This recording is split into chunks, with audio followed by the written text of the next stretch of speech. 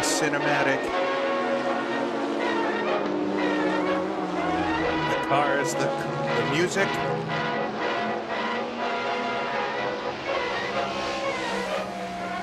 man. I hope you're all doing well out there today. Happy Sunday, November 23rd. I'm here for something I've been looking forward to since it was announced. I've done races on this track before, but this is always a favorite. Classic vintage Spa, the full loop through the Ardennes. Get rid of some of the music. Some classic tunes. Vintage even for the 60s, that would have been. Yeah, but I hope you're all doing well out there today. Back for another race with the SROL gang for Spa-Francorchamps. There we go. A little bit louder. Spa-Francorchamps 2-hour race. Hello.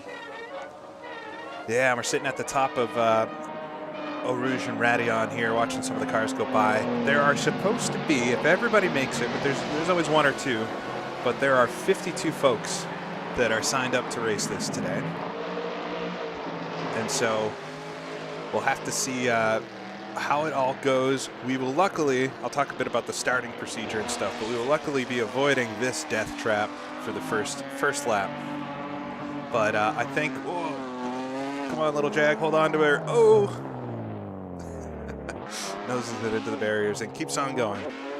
Oh man, this one I think is going to be all about survival today. Okay, but if you were here years ago when I did the HRRC, I think I've done maybe 3 or 4, maybe at least 2 online races around this track before, and they're always a lot of fun. But if you were here for the HRRC years ago, we had a big pileup into Eau Rouge on the first lap. And so today, in this race, it's a 2-hour race. It'll be a rolling start where we'll all roll from the grid up at the top of the hill, down through Eau Rouge and up Raidillon, doing 50 miles an hour max. And only once you get to this fine fellow with the green flag here will we be set to actually take the green and race. And so I think that'll help smooth things out a little bit on the start, that we got to get to this guy before we could actually start the race. But from then on, it's a flat-out 2-hour race. Oof, I almost get clipped by a Maserati there. So yeah, it's going to be an interesting start. I hope everybody read the rules. I hope they restate the rules during this. But let's fly down and we'll see the car we're going to be driving today.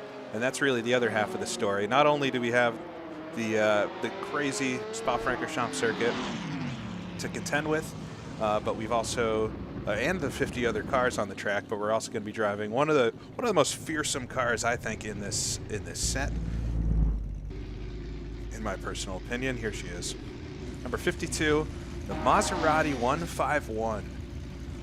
This car is brutal, but it is very fast in a straight line. It's about the only thing it's good at, going fast in a straight line. And it'll be a contender today. We've got the full complement. We got somebody falling from the heavens there. Got the full complement of the World Sports Car Legends cars out with us today. Man, I'm gonna get a lot of sound clipping with how many cars there are on the grid here. But yeah, we got the full complement of cars out here today. Our main contention is going to be these GT40 Mark 1s. I think there's 4 or 5 of them in the race today, and they're definitely a little bit quicker, I think, of a car, but there's a lot that goes into doing a race around Spa. And yeah, it's not just the quickest car that's going to win the race today, I don't think. All right, so we've got about 13 minutes left of practice, and so that'll be wrapping up here in just a few minutes, and then we're going to be doing a full qualifying session. I believe, let me just check, but I believe it's an hour. But I will check that here. So there's a good amount of time before the race starts. Yeah, 60-minute. So there'll be a 60-minute qualifying session starting just before the top of the hour, and then the full race is set to start, right after that. So there's still quite a bit of time. If you're looking for the race, come back in like an hour and 15 minutes or so. that's when we'll be doing the race. But we got some practice and stuff in the meantime, and I'll go out and do a lap here. I already did a lap earlier. Let's get all this stuff set. Looks like I'm second quick. So in the pre-practicing for this, I was in the top 5 on speed.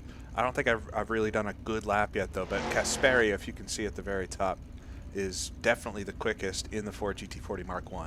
And I think that's going to be the main competition for this today.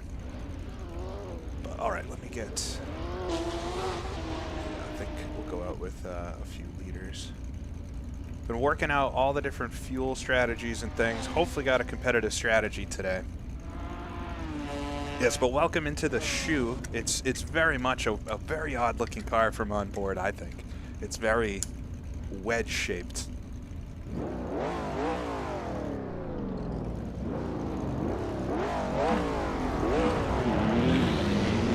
Let me know if it's too loud or too quiet or anything. We'll go out and do a quick lap here of Spa. Luckily, we do got the phasing in the pit lane, so although some cars are falling into the ground here, but we don't have to worry about hitting anybody in the pits themselves. But as you can see, the way the pits end at Spa is it's a difficult one. All right, for it, Alfie there.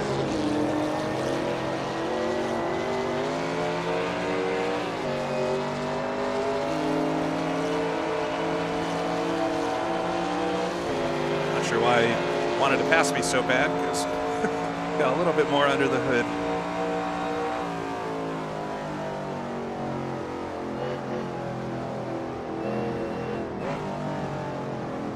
Yes, how these cars make their speed is quite different, and that might be why he's trying to pass me, because he's going to be a lot quicker in the corners than me, especially on cold tires here.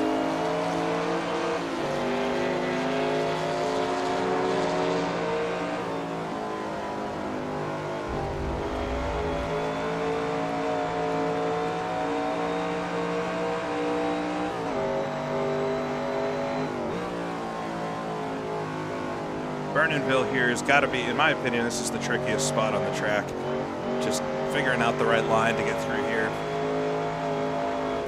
Yeah, we've got a 5-liter V8, and we'll hit nearly 200 miles an hour down here on the Massa Straight through Malmedy.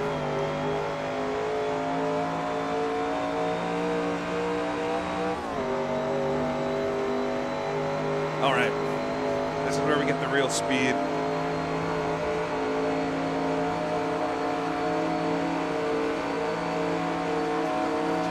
We're quite a lot faster than some of the lower class cars here.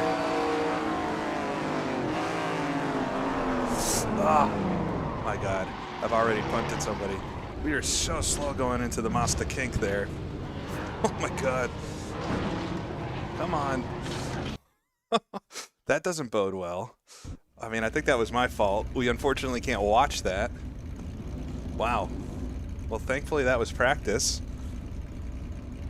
He just slowed up a lot more than I thought he was going to.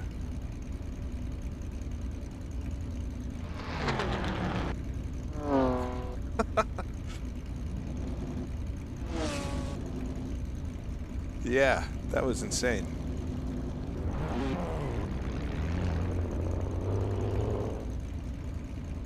I mean, I would expect the cornering speed to be higher for them. I don't know if he was just going extra slow or something, expecting me to jump up the inside, but that was awful. All right. Well, let's hope that's the only time that happens today.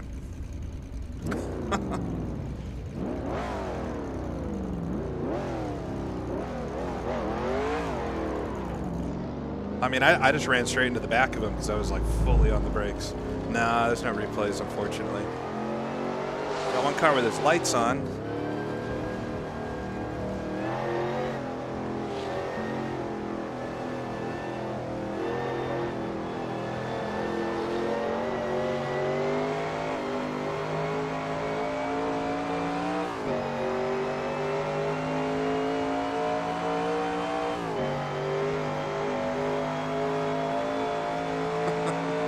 All right, let's hope that doesn't happen again.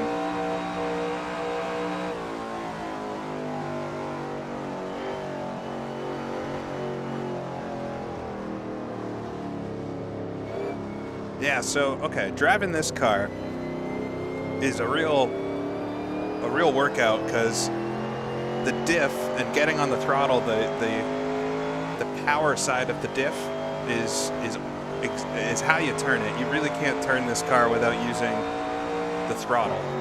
And so you'll go into corners like Burnenville up here is a perfect example. We'll come in, get it down to 4th gear, kind of straddle this inside seam best we can, and then I've got to get on the throttle to get the car to turn, or else I would go off the outside if I'm not on the throttle there. And so you get this, it's kind of like driving a ground effect car in that you have to go fast to actually make a corner. There's like no way to go slow through a corner.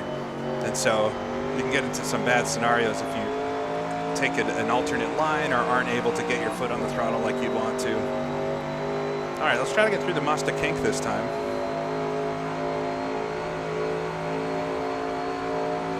Yeah, we've got a whole head of steam coming down here. We'll ride in behind the Porsche this lap. Qualifying is going to be interesting with everybody out here.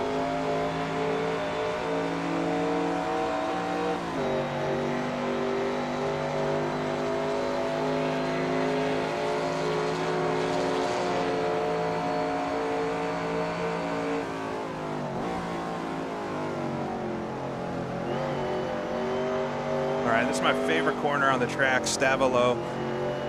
The second of the 2 purpose-built corners for this racetrack. I'll let you all guess the other one. But Stavolo, that banked corner, took out a hairpin that was there in the 1930s. And it's such a lovely corner to drive. 4th gear, just give it a lot of throttle. The car scooped up by the banking and the camber of the corner. We'll use this guy's driveway a little bit here, help us get around as we head towards Blanchemont now. We'll come up behind this Bizzarini. Antonio really sliding it through the apex there.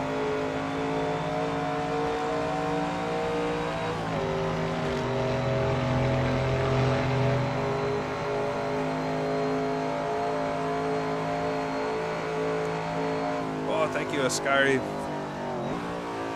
Coming up to Blanchemont, we got some smoke and everything. Just give it a little breath. Oh, it's the unfortunate Jag that I pummeled earlier.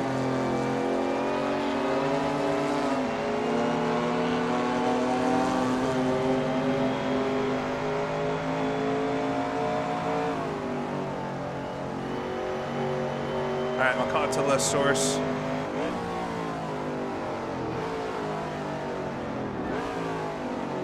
Out of 1st gear, very slow corner. It's the only slow corner on this track. It definitely takes a little readjustment there, getting it slowed down. And we'll come down now. We're not allowed to pass this yellow line during the race.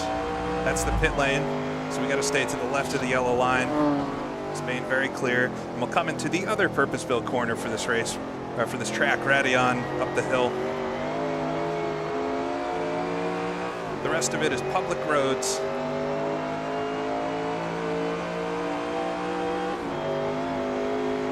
4 minutes left in the practice session. We got an hour qualifying session after this, and then a 2-hour race.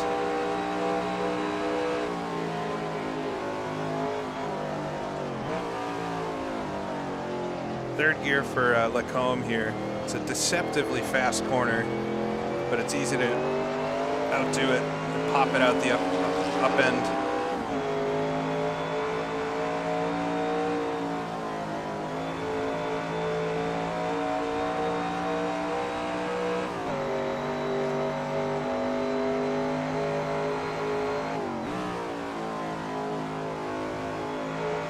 Want to hit an apex right around where that yellow line starts. I was a bit wide that time.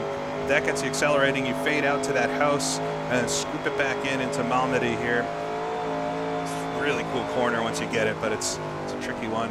Then you want a nice run through Malmedy so you can get a run onto the Mazda straight here.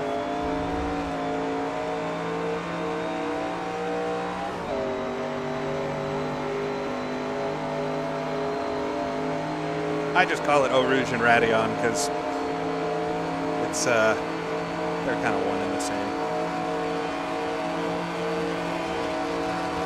All right, we'll get up the inside of this Jag. Bit of a narrow entry into the Mazda kink. You can slide. I gotta be really good on my tires today.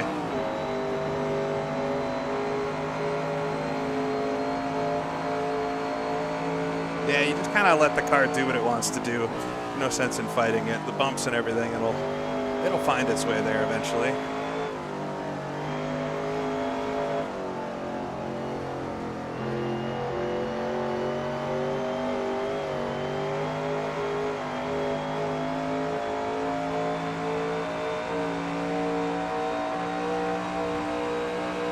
All right, I'll come into the pits this time. We'll get ready for qualifying. It's going to be 50 cars out on the track at the same time trying to qualify. A bit nuts.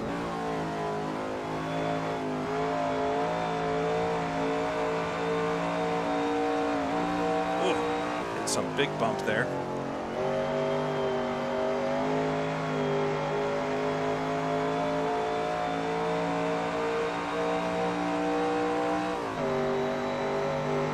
Yeah, Discord for SROL, which is the league for this, is in the description of the stream. And then I also pinned Nate Lupson's going to be streaming, I think, kind of an admin view of this race as he administers, and hopefully doesn't have to penalize too many folks, but whatever he's going to do. So I put the link to that if you want to see more of a broadcast overall.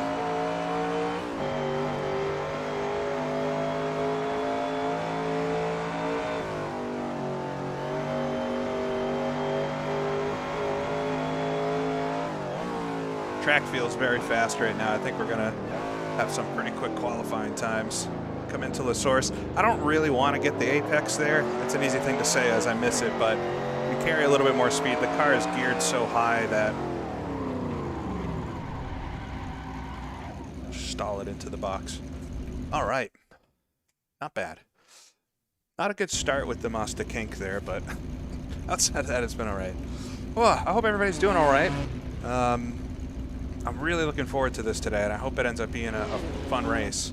It's mostly, this qualifying session coming up here is going to be about getting a lap. And I absolutely need to start towards the front.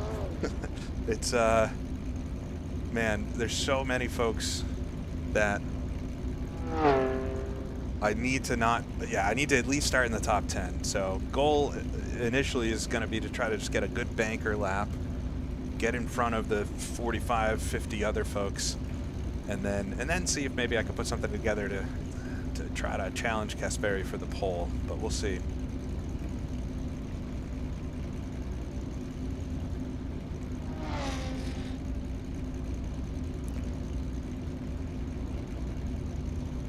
All right, just waiting for the session to change over now. Looks like in that practice session I had the third fastest lap. I did it before the stream started, a 49 flat. I hope I can at least get a 48 in qualifying. If I did a perfect lap with the pace I was doing in practice earlier this week, I think I could get a 46, but we'll see. If I get at least a 48, I think that should get me at least into the top 5 or 6 cars at least. Yeah, there's a big lake or something on the right. Pond.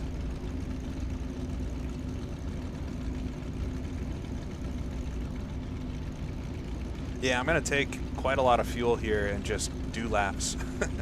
80 liters. So strategy is going to be interesting today. It's a 2-hour race. We can take 130 liters. I've calculated it's going to take me about 210 liters total to get to the finish. And so we'll have to pit once. The tires absolutely are going to wear out, but we got to make it over halfway into the race before I pit. Just so that the tires and everything don't get too worn out. So there'll be a little bit of strategy. I think it's not such a complex strategy race. It's mostly just get to halfway and then pit once the tires don't feel good anymore. But we'll calculate the fuel. I've got some ideas about the fuel calculations and stuff, so we'll try my best there.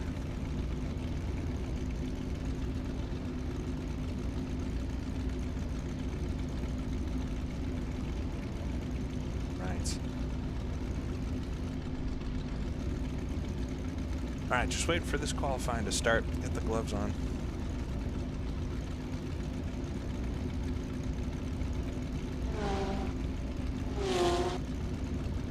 I chose to use the big wooden rim. I thought like this one is easier to race with, but this car, if you look at the real one, it had kind of this style rim in it, so we'll go with the big Cobra wheel today.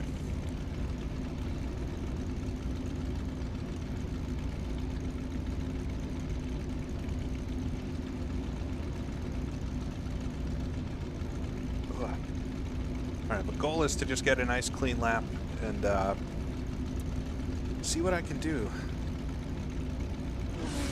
Another car with their light. You're not supposed to use the lights, is what I've heard. So hopefully folks turn them off. Oh, there'll be no nighttime or anything in this today. It's just a straight day race, like the old 1,000 kilometers and everything. Just an afternoon race.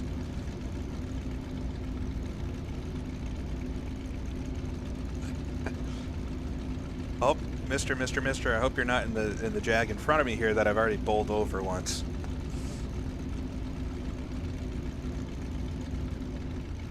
All right, it's gonna be starting here any second. Something's flickering.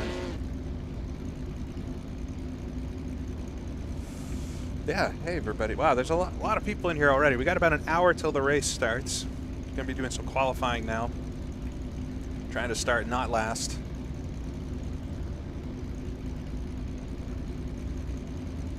Yeah, there'll definitely be a tire change. Ideally, we could actually do 2 tire changes because it is very easy to wear the tires out in this car, but we'll just do the one with the fuel and everything.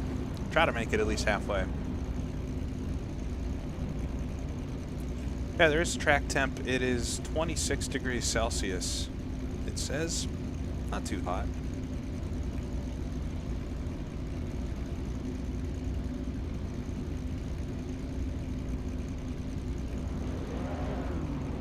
Wait for the session to change.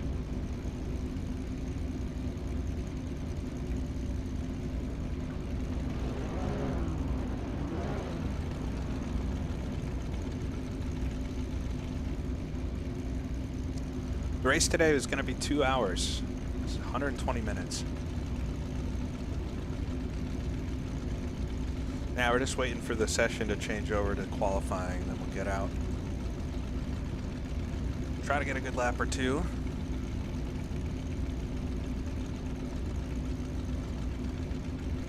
There we go. Oh, we got a 2-minute wait.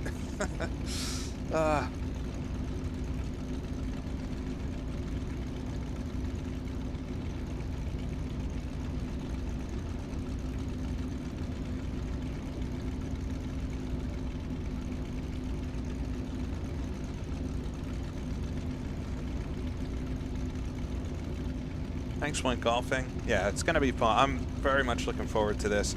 My nerves about the start are calmer than usual because we don't have to do Eau Rouge and Raidillon at pace today. I was saying before, right at the start of the stream, if you jumped in late, this league we use rolling starts, but the rolling start is going to be from the grid here, just down the hill and up Eau Rouge and Raidillon, and then we'll take the green here.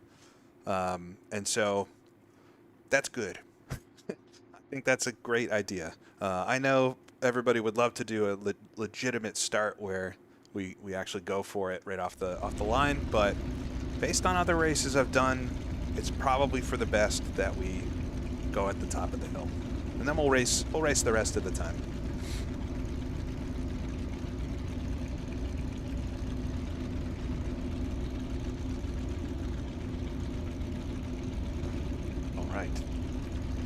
A lot of good drivers in here today. Lots of good, fast folks, so definitely not going to be an easy race. But I think there is a small shot I could win this. If everything goes really well, and we'll see how fast the other GT40s and Maseratis are. But there is a small shot.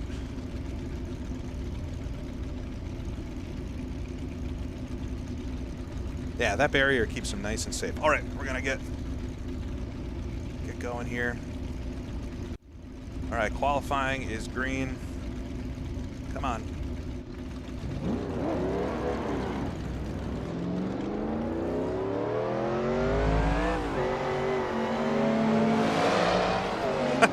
This is almost like a race start. But we got to do a full out lap and everything.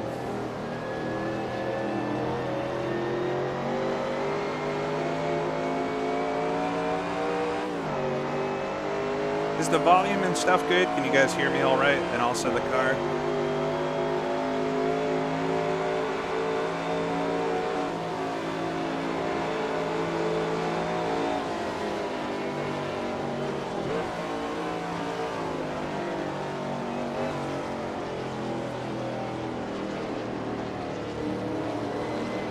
All right, we already got somebody on the hill. I don't know how you get to the inside there.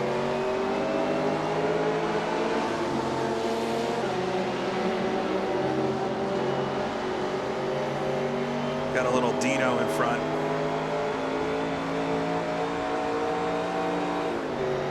All right, we're in qualifying right now, so goal is to get around and then try to make some space or get around some of these cars on this out lap so that I get a nice clean lap, but we'll see.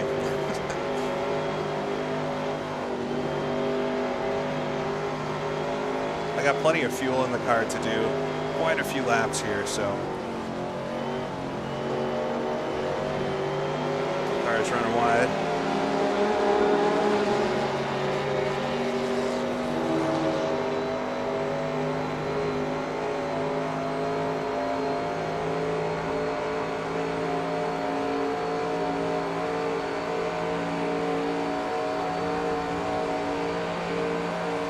Just come around Horde there, get around this 906 coming into the Mazda Kink.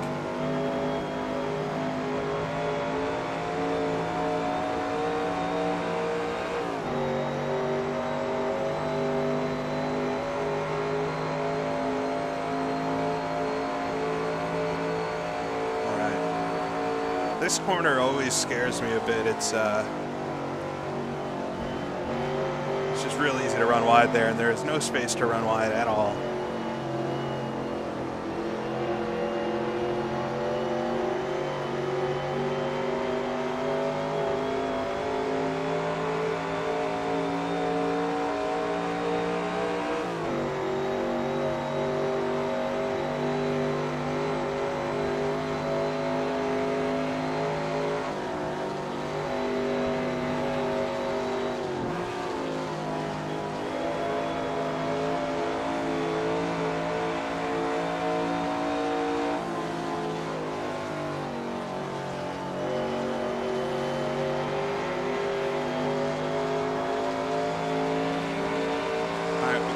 Here, should be able to get around at least one of these guys here.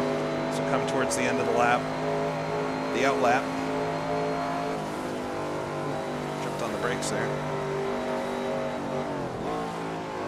I'm a little worried about there being 52 cars out here today. I mean, we'll see how well it runs with the server and everything.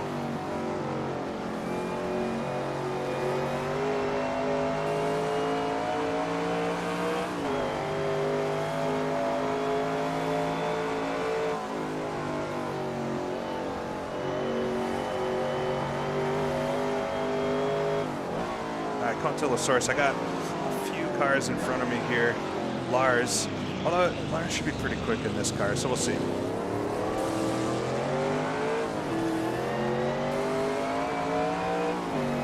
Start our first flying lap.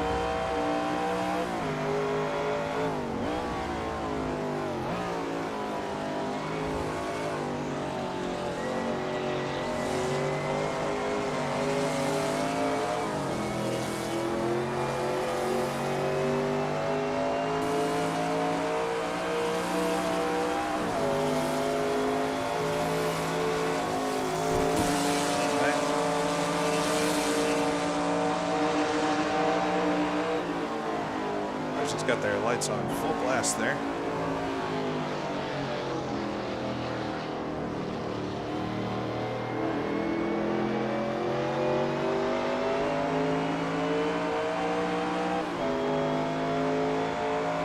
All right, the next car in front of me is another 151. I think it's Graham up the road, so.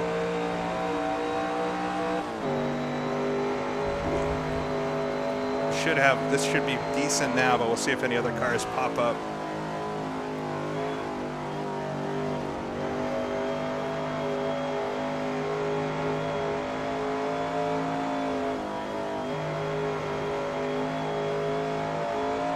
all be nice to each other in the chat there. Don't ruin my fun time, all right?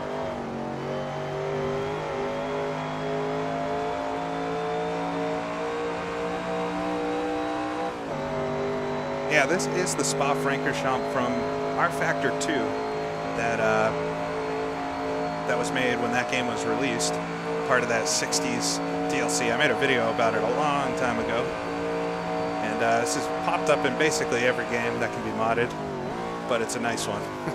I think we're all a little better off for having this track in our life.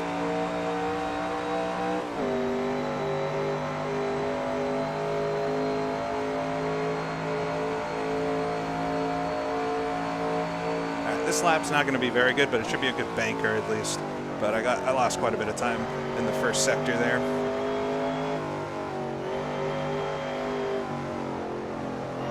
Whoa. Bit too hot into Stavolo. My shoes are just some Pumas. I don't remember exactly what they're called, but I just look for cheap flat shoes.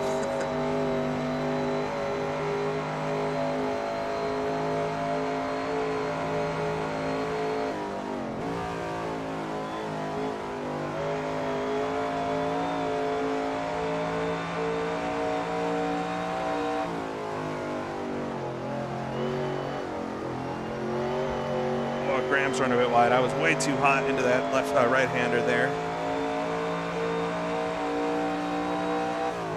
This one's going to be about like 2.5 seconds off my best lap. So I think my best lap in pre-practice was a 48.5, but I know I can go quicker than that if we get a good lap.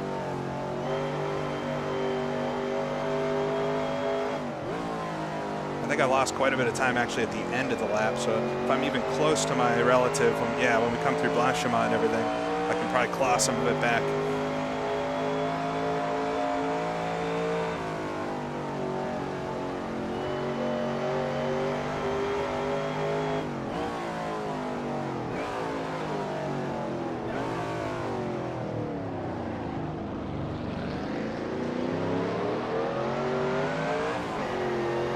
Alright, not the best to be stuck up behind a couple cars at the start of the lap, but you just kind of have to go for it and hope it works out.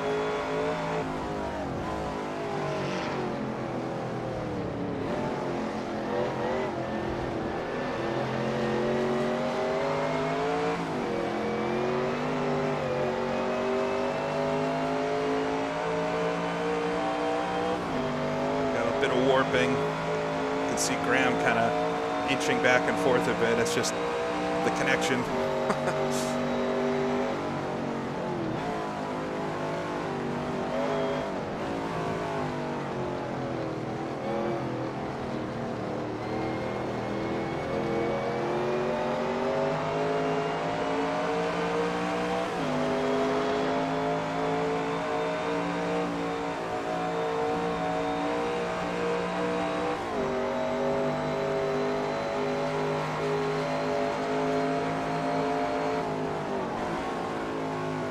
Get around Graham. We should have nice clear track now. Yeah, P1 provisionally, but I think that's very provisionally. I didn't catch what that last lap was, but we can go quite a good deal faster, I think. Get around Graham there through Bernonville.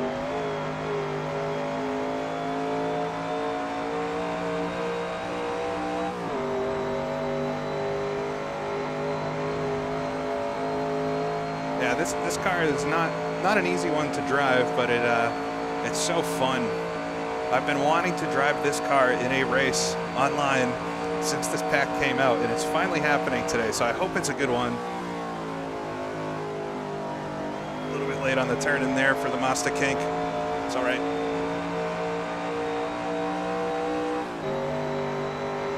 All right, we slipped back to second. My thought is Kasperi's probably got a lap time in.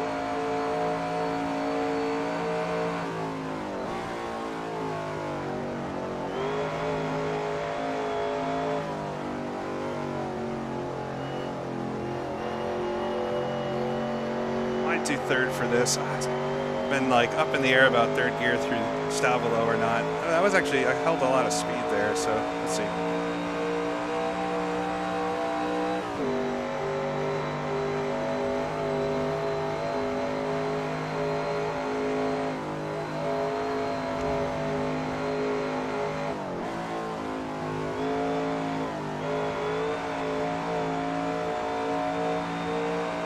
This is another one where in some of my testing I was doing third here, but I think fourth is ultimately quicker if you can carry the speed. I lost a lot of time there somehow.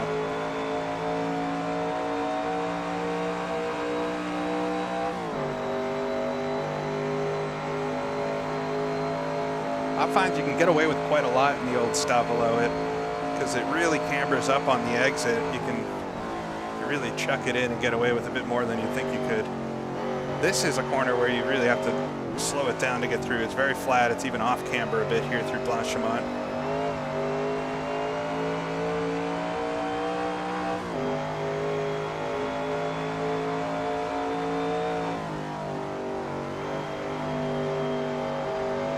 We got a car stopped on the track up here.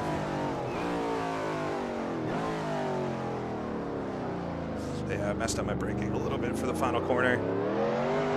This will be my fastest lap so far, though, by quite a margin, and it wasn't even a clean lap.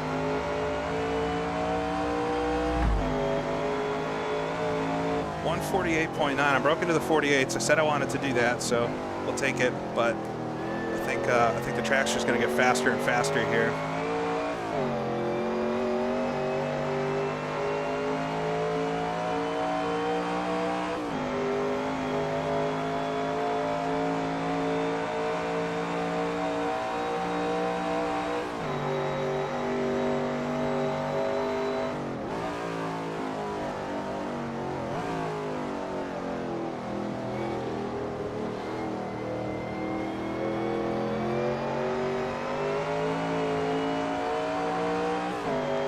Hear the RPM start to spike on the exit, and that means I'm kind of sliding the car, and I don't want to do that. You have a lot of slip you can play with in this thing, but it is mostly going to be slower doing that.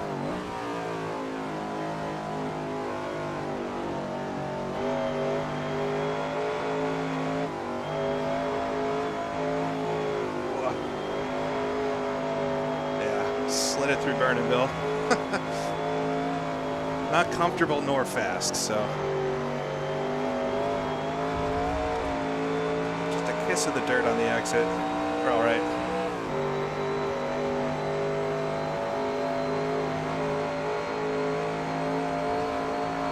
I'm already sweating. Hopefully I'll do a few laps here and maybe can sit for a bit and not drive for a full hour before the race.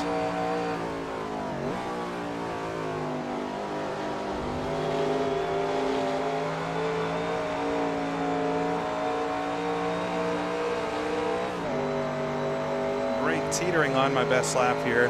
Angela will get out of the way ahead. I think Angela was the one spinning at the end of last lap.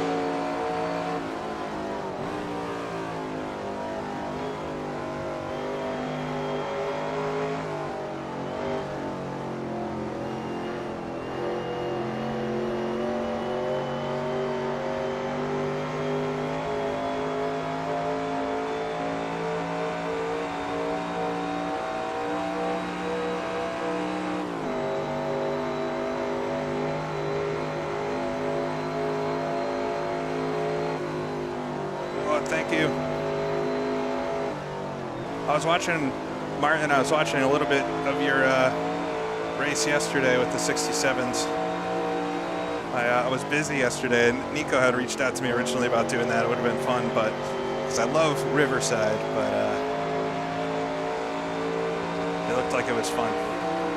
I hope you had a good race. All right, we'll get around that 906 there. All right, this is a pretty good lap so far. Just gonna get through Blanchimont and everything up here. Get it low down. Nice entry there.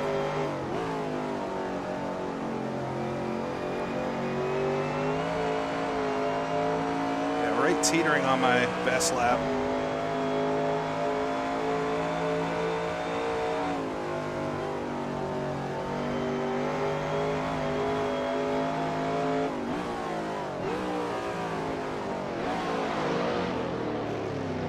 Still a bit hot into La Source. Come on.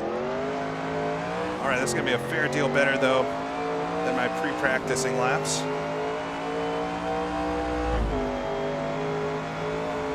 Whoa, 48 flat. Still second. So chuck it into Eau Rouge.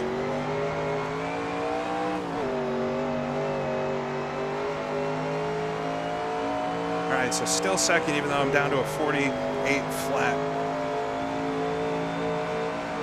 All right, Pizzarini in front dives out of the way there. Thank you.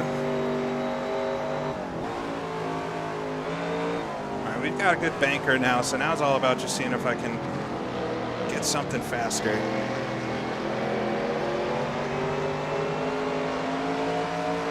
Got Amir ahead here in the Shelby. This is a tricky place to find a way around.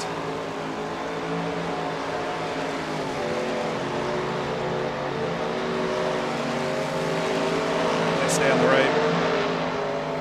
It's a loud one.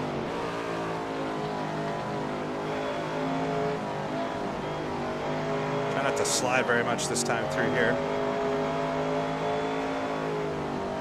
It feels fast if you put it in a four-wheel drift, but it's really not.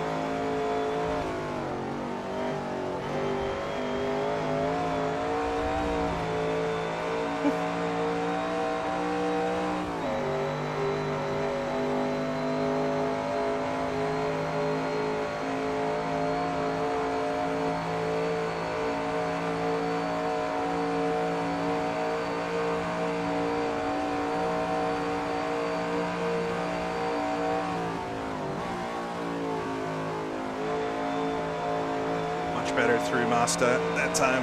That was perfect. You want to be on the throttle before the first apex on the left there and just ride it through, because then you get this awesome launch down. What is this, the Hollowell straight?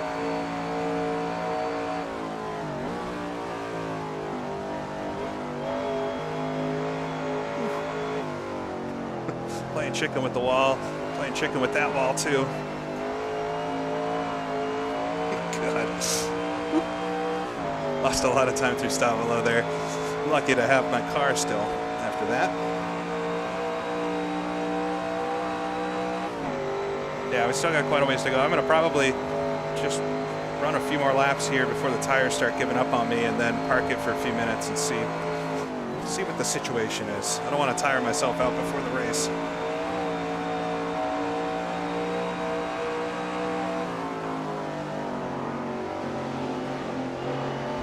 Oh, well, that gives up that lap.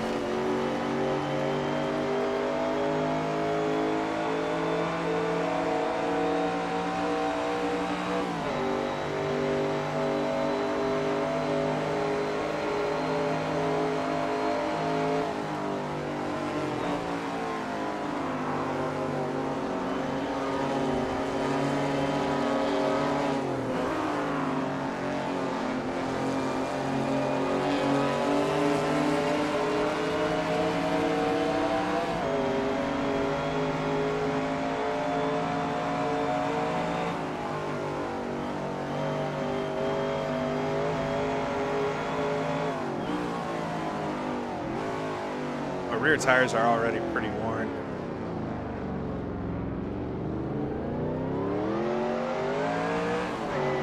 All right, just reset, try to get another good lap here.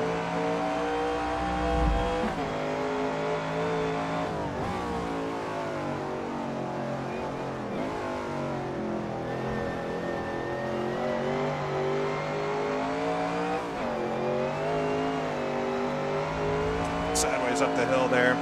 Not so great to run onto the grass like that, but a 10th up.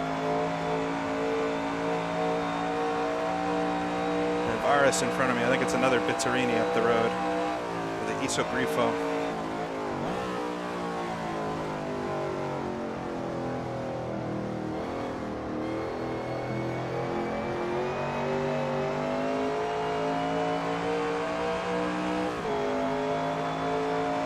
Yeah, it's quite dark right now. The clouds covering the sun a bit.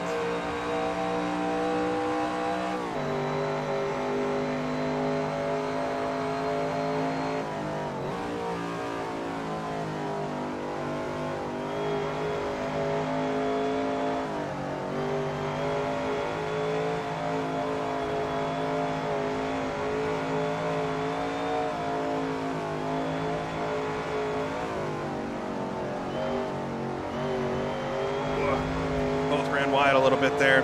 Should have a nice run onto the Mazda straight though. I think my intention is clear. We're going left.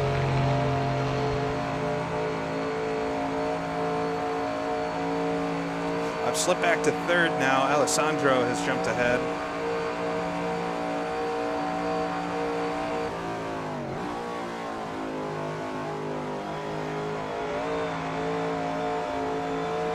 Bad bounce there in the middle. It's all right. Yeah, I think it gets a little too dark sometimes, but it's fine. I haven't updated Pure or anything in a while. I need to probably do that. Still looks quite nice to me. Ah, that was so much better through there. Look at that, rock solid. All right, we got Aris in front here. Hopefully I can clear him.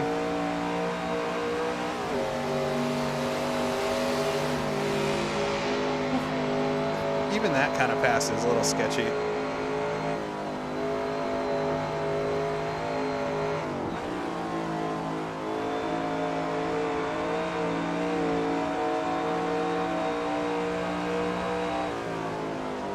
Try not to ruin the lap here again. Almost do. Yeah, fourth isn't working right now through there. All right, I'm a half second up. We got this 906 in front. Oh, he's gonna move out of the way. Thank you so much. Must be on an out lap maybe or something, but that's gonna really help me out. Now I just need to not screw this up. Really fast there. Just held on to her. Nicely through Blanchimont. 8/10 up on my best lap so far.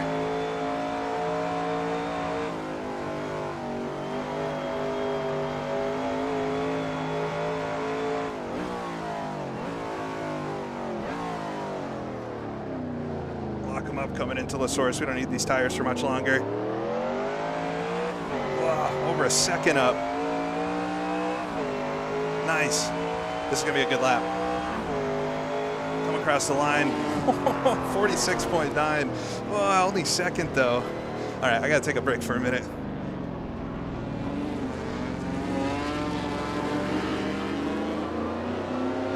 Try not to ruin anybody's lap here. I feel bad. I probably hurt Aris' lap there a bit. Just wouldn't accelerate anymore in second. Oh my God. Was pushing there quite a bit.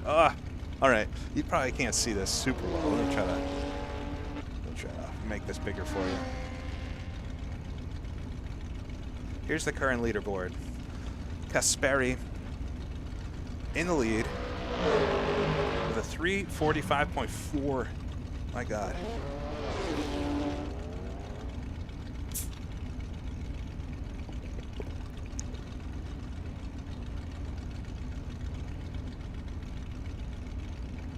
Ugh. That's so fast.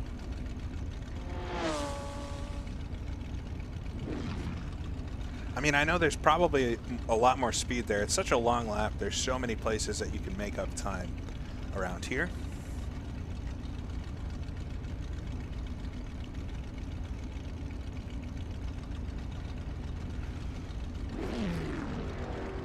But I'm trying to pace myself. We got a 2-hour race ahead. It's really just the three of us up front, though. Kasperi, myself, and Alessandro. Martin is back with a 350, so we've got quite the gap to that second group.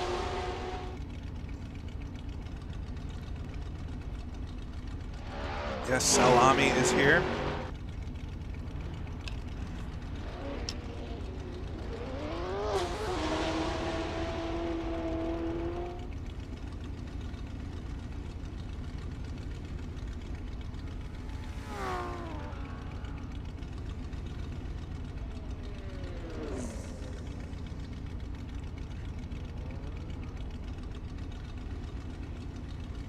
All right.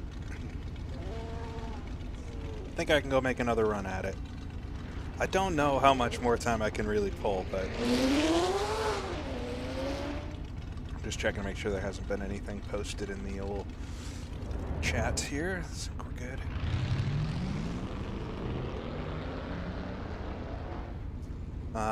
I might ditch a little fuel. Although, so it's a weird thing. It's not like modern cars where the lighter they are, the better. There's certainly a balance where you want some fuel in the car. But we'll go out, try at least another couple laps. I think the track is gonna get quicker and quicker as it rubbers in, so it's likely that we'll improve no matter what. But how much? Like over a second? Kasperi's got a pretty good jump on all of us.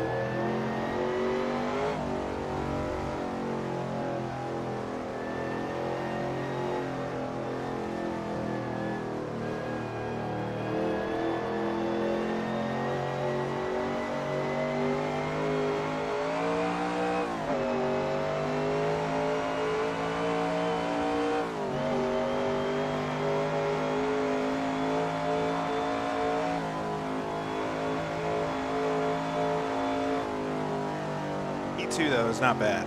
Pretty proud of that so far, but we'll see if it holds. And I'll try to improve it. RS is coming up behind me. I've ruined his last lap. Try to stay in front of him here though. I should be faster just car-wise. Yeah, Kasperi, raced with before. Very fast. So not a surprise to see them up front. I saw in the pre-practice server they had only done like 7 laps and were the fastest person by 2 seconds.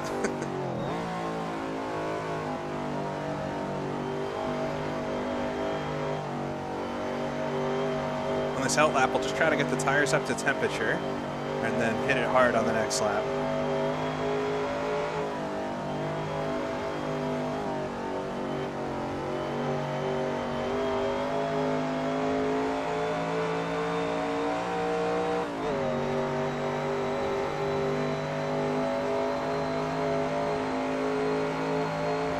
I appreciate everybody being in here today. There's a lot of folks.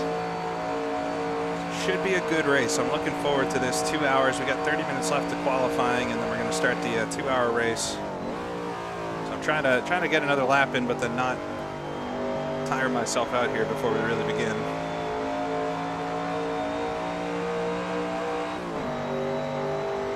There we go. The sun. You can finally see. I know the horses and cows on this version aren't animated. It's a crime.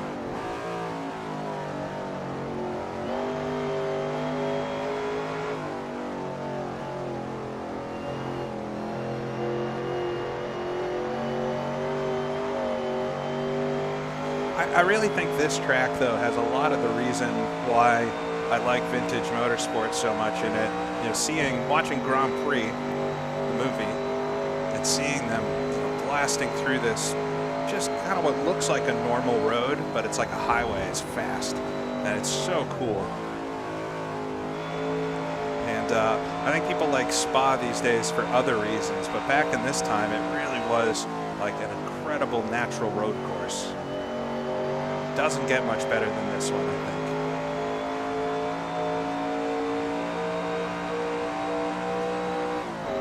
But you can't help but watch footage from real races on this circuit and kind of be shocked that they did it. This one shocks me more than racing around the Nürburgring or Le Mans or even Indianapolis. Like, the fact that they raced here is crazy. Or even something like the Targa Florio, although that's an incredible circuit and absolutely one of my favorites, it's such a very different thing than this.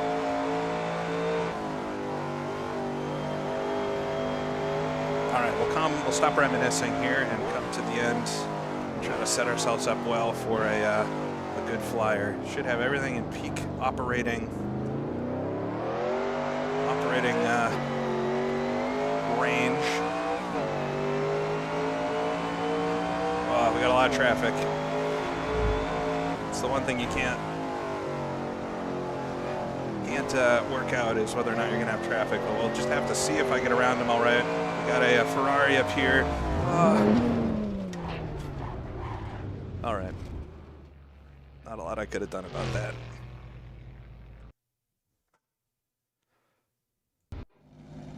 Dang. the whole out lap. All right, do it again.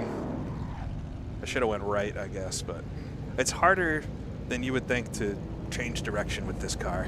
Yeah, this is qualifying. We've got 29 minutes to go.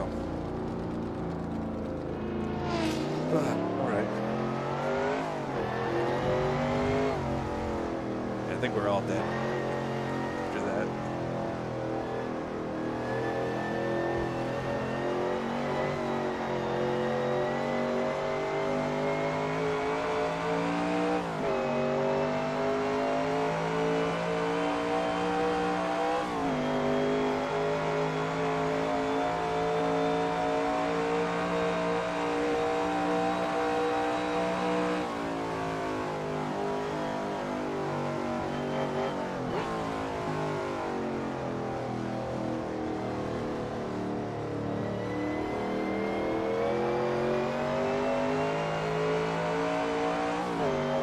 I think it was the car in front of me here. A little Ferrari. Was it Sal?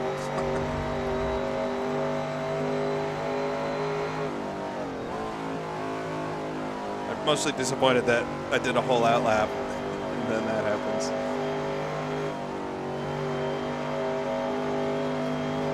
Just cutting down on my brake time after qualifying here before the race.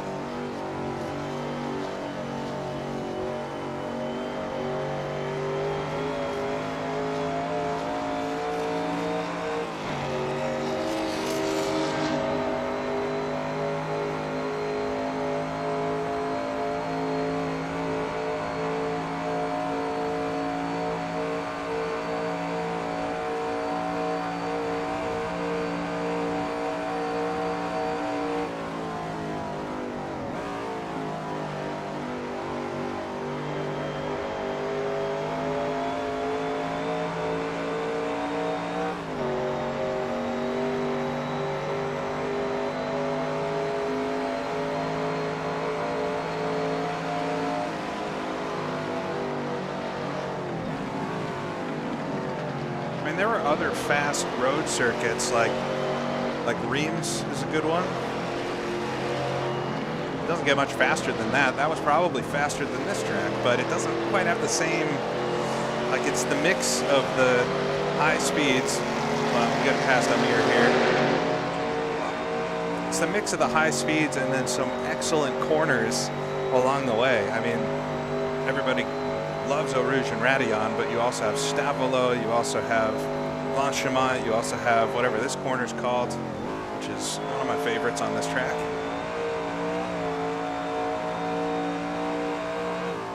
You've Bernonville, you've got Malmedy. I mean, they're all good corners. I think it's that mix that makes this such a good track.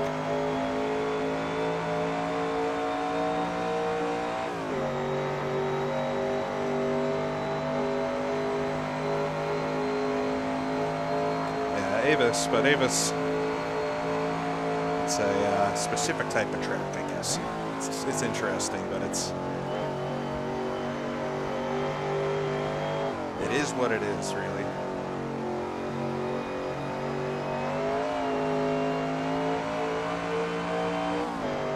Yeah, I can't pronounce Reims correctly, so forgive me if you're actually French.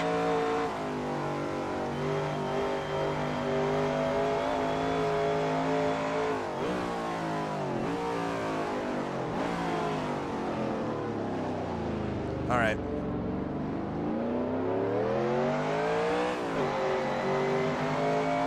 Hopefully this one goes a bit better this time. Start a flyer lap here. Got 25 minutes left in the session. Ideally, I won't run all 25 of those minutes. Might just do a couple laps here, see if I can get any better. Sitting second right now, but Kasperi is at least a second faster than me around here. 2/10 slower coming up, Radillon.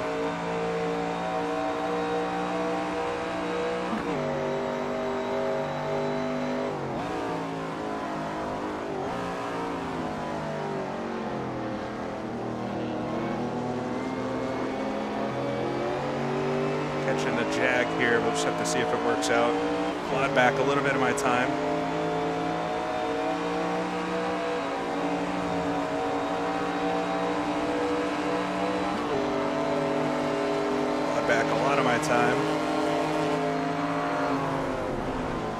launch it up the inside into Burnenville. Compromise me a little bit, but that's honestly not going to hurt me too much. Just try to modulate the throttle, get it through here nice and smooth. All right, through Mamadi now.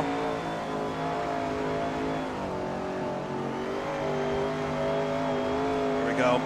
Going to get a lot of time on the exit. I had quite a bad run through there last time. So we're up 2/10 now. So get onto the Mazda straight.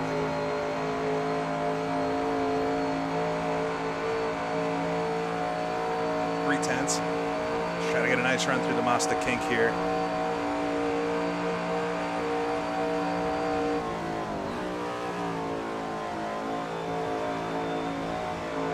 A little bit hot on the entry. Oh, I'm really going to mess it up on the... Kill ourselves there. Dang. I thought I was just going to sneak past that pole. All right. I'm going to hop away for just a second, and then we'll try again. So it's tough to balance the, like, let's do a bunch of qualifying laps versus I got to do a 2-hour race immediately following this. But, all right, I'll be right back.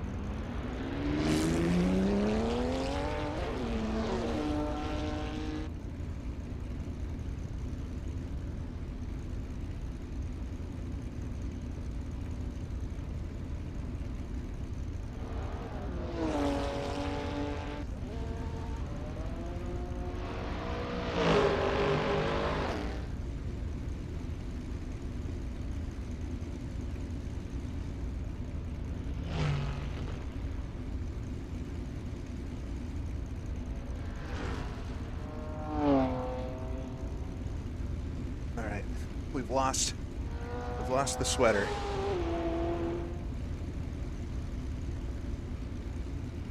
All right, we've got 20 minutes left. I'm going to try one more run. I'm sitting in second, although I would love to take the pole. It's not really worth me getting tired trying to, so go out and see if I can improve a little bit, just to see what I really have in this. No, I had a sweater on over this shirt. Although, when I do rally, I quite often change t-shirts midstream. That's it's no fun just being sweaty.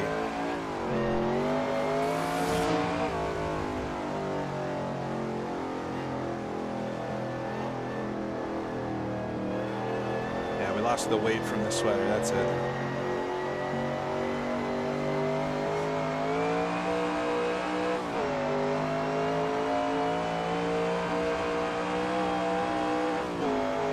Yeah, I mean, Eau Rouge is really not the most difficult corner on this track. It's not even close to it, I think, especially in this car. It's just another corner, really. It's a nice one, but I never really seem to have issues there.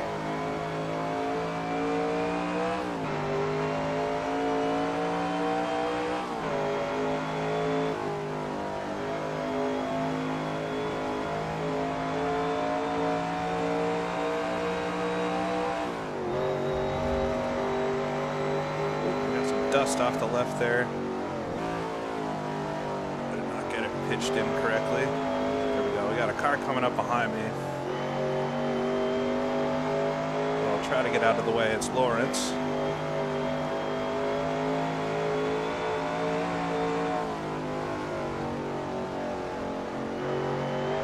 I might be faster in the straight.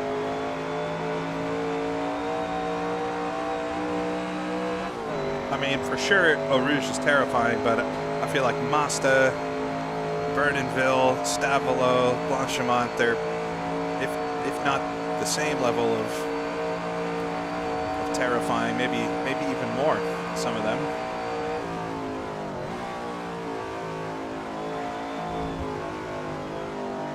Let's not die this time through there, especially on an outlap. Oof, I can see Lawrence in my rear view sliding all around.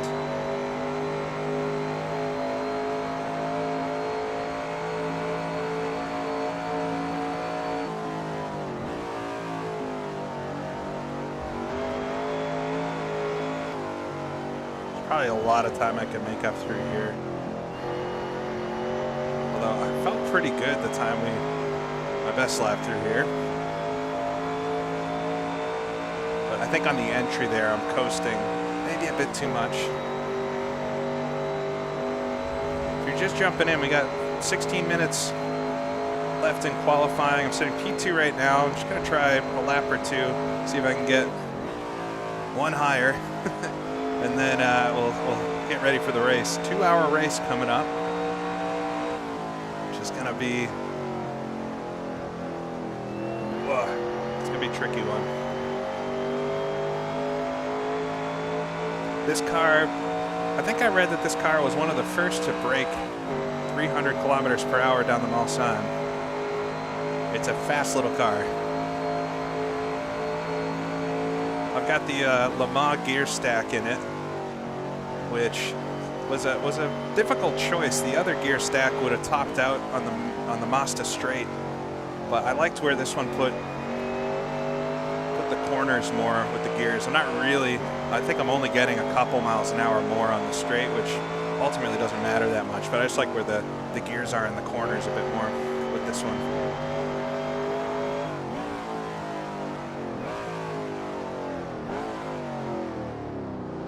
All right, come through La Source. It's French for the source. This is a 380 millimeter wheel rim. It's a big boy.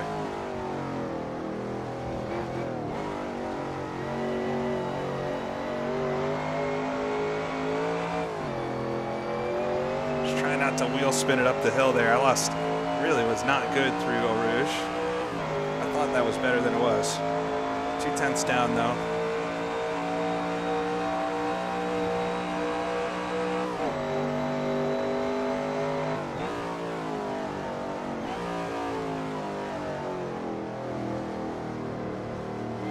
Assetto Corsa. Lacombe looks more cambered than it is in my experience.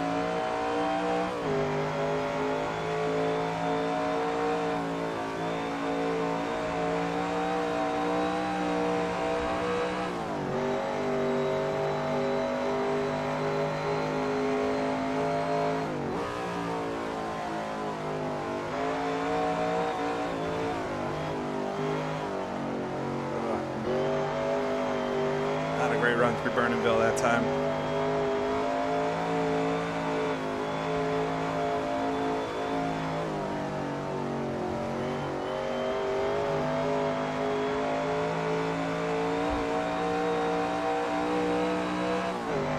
I was much better on my last attempt at this.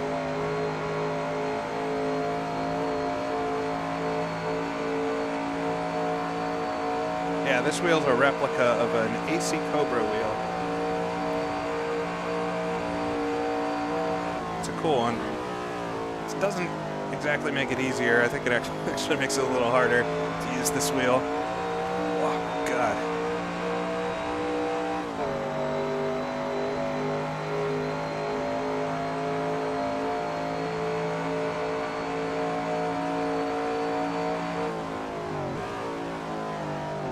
Yeah, that's too fast.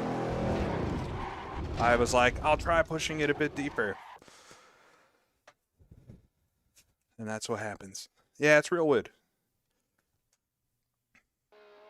Well, we will not do that during the race, but that might be it for my qualifying. I'd love to try to get the pole, but I don't think it's within reach. And if anything, no, Kasperi has not improved, so 345.4. I'm 1.4 seconds off. I'm only 0.2 ahead of Alessandro in third, but then we're another couple seconds up off Johan further back. Yeah, how many times have I died already? All right, let me put the race fuel in and just feel her out for a minute.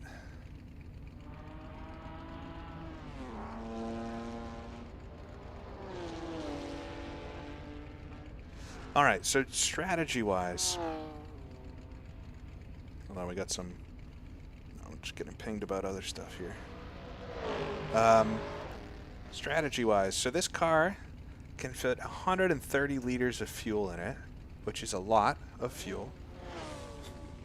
Could do 130 liters, which should get me.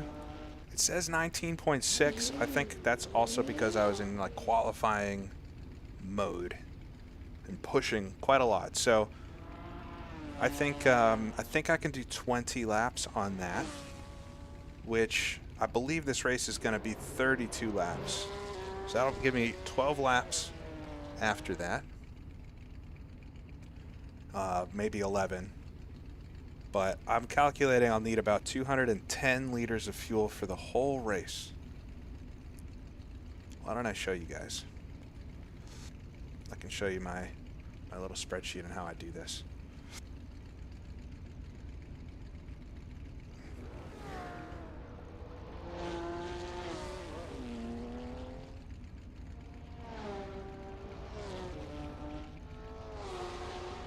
All right. So here's my little race strategy sheet. It's a 120-minute race. That's 20-minute race at 7,200 seconds. Lap times, if we're doing 3-minute 50-second laps, that's 230-second laps, which gives us 31.3 laps. So I would say it's a 32-lap race.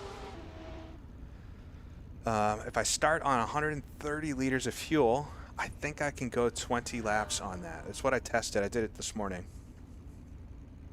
quite early this morning. So if I do 20 laps on 130 liters, I was basically out of fuel on the last one. That gets me roughly 6.5 liters per lap, meaning I would need 208 liters for the whole race. So if I've calculated it out, basically I need to add 78 liters. Fueling while stopped takes a ton of time. And if you were here when I did in this league, I raced at Riverside. That's how I won that race, I think, was just spending a lot less time in the pits. Now, it was also my advantage that the car I was driving there was the Lola, right?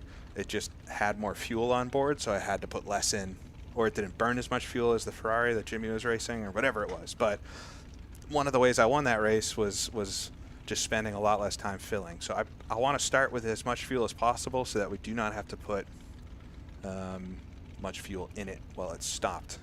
So yeah, I should have to put about 80 liters of fuel in, which means I can't pit until I've got 52 liters left. But once I've got, less than 50 liters, that's my pit window is now opened at that point. I've also got a rundown here based off the consumption, based on how many laps I think are left, how much fuel I need to get to the finish from there. So yeah, I think we could go, to lap 20 or so. that would mean we've got 12 laps to go, so we would add about 80 liters of fuel. And that's what I'll go off of. Tough to say if that's going to ultimately work out. It really depends on how much fuel I burn and if we can do that extra lap or not. But yeah, I'd like to spend as little time as possible on pit road so that I can try to benefit from the lack of time.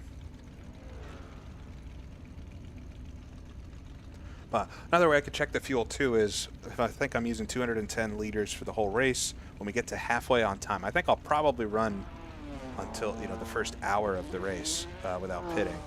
So once we get to halfway, I should have 25 liters left if I'm on track. So, and that'll probably be, I think most folks are just going to pit it halfway. I don't, there's not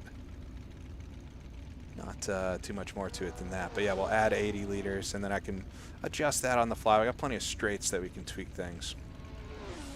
But yeah, I'm using a setup that Jack sent over, who's in the race. Where is Jack? Jack Schuin back in 8th right now. And then I changed a couple things. Like I was saying earlier, I've adopted the Le Mans gear stack. If you look at the different gears for the 27, which is the next closest, it tops out at 183 miles an hour. I think I'm hitting about 190 before we get the Mazda kink. So there may be 188 or so. So we would lose a little bit there. But it's really a toss-up if this gear stack is better, I think. I just like where the gear shifting ends up being more with this one. We get to use 3rd and 4th. They don't use 2nd really at all, just for low source. I think this Maserati might be slightly quicker if a straight was long enough in a straight line, but it's really a toss-up between the two cars around here. The Ford is much better behaved. I'm not going to say it's quicker in the corners necessarily, but it is much better behaved than this thing. Yeah, tires, fuel we just talked about. I've kept pretty much everything else the same outside of in suspension. I have added some rear anti-roll bar. We're full stiff on the front. That's for stability. You've seen already how much this thing is bouncing around in the front, so I don't know how well it's working for me, but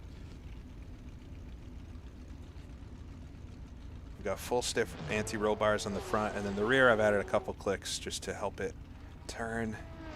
Although, who knows if that actually works. All right. We got 6 minutes to go in this session. Let's look back at the leaderboard. Yeah, still sitting in 2nd. Casferi up front. Yeah, Dan Gurney won here in 67. I think that's the only... Is that the only win for an American driving an American car? Probably. Or like it's like, yeah, the last time a team owner won, or it's something like that. I haven't done so much practice for this race. I just did, I did a couple sessions.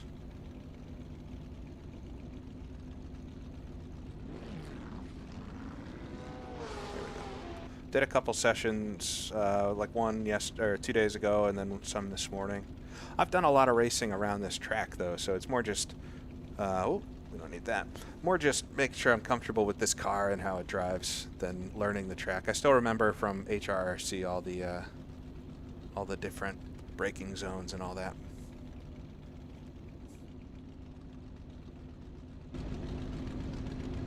Go sit up top of the hill and watch some cars go by for the last couple minutes of qualifying here. We got 4 minutes to go in qualifying, and I think there'll be a quick break and stuff before the races start. These guys better hurry up if they're going to hope to get around.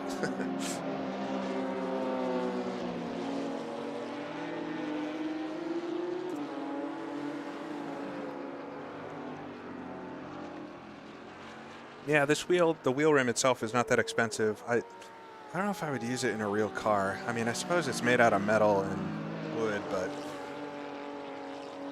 it's perfect for simming.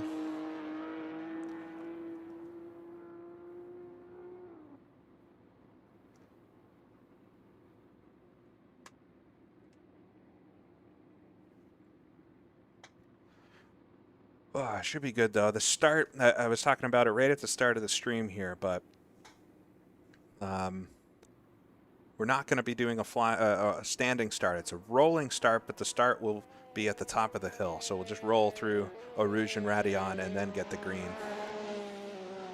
Yeah, just another spectator. Can you imagine hanging out here on like a practice day in the 60s, 50s or 60s? Probably could go anywhere you wanted to. There's nobody behind me here. Look. Okay, there's a couple folks, but they're apparently I smell bad or something because they give me a wide berth. Check it out up top the hill, actually. I love flying around these tracks, and like you could hang out up here with these guys. Look at this view. Oh man. I mean, this is pretty close to like the view you would have got, I'm sure.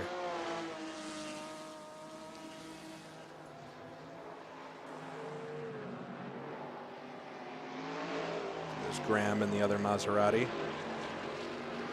Hello?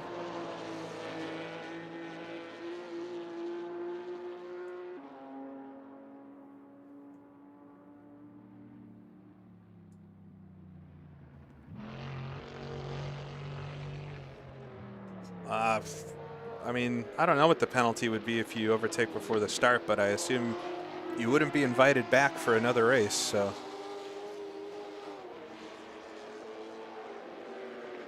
Honestly, if we crash out at some point, maybe we'll just come sit here and watch the rest of it and chit-chat.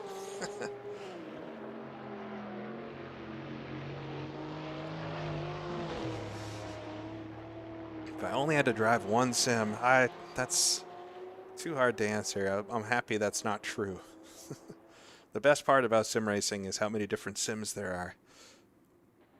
You can do anything you want.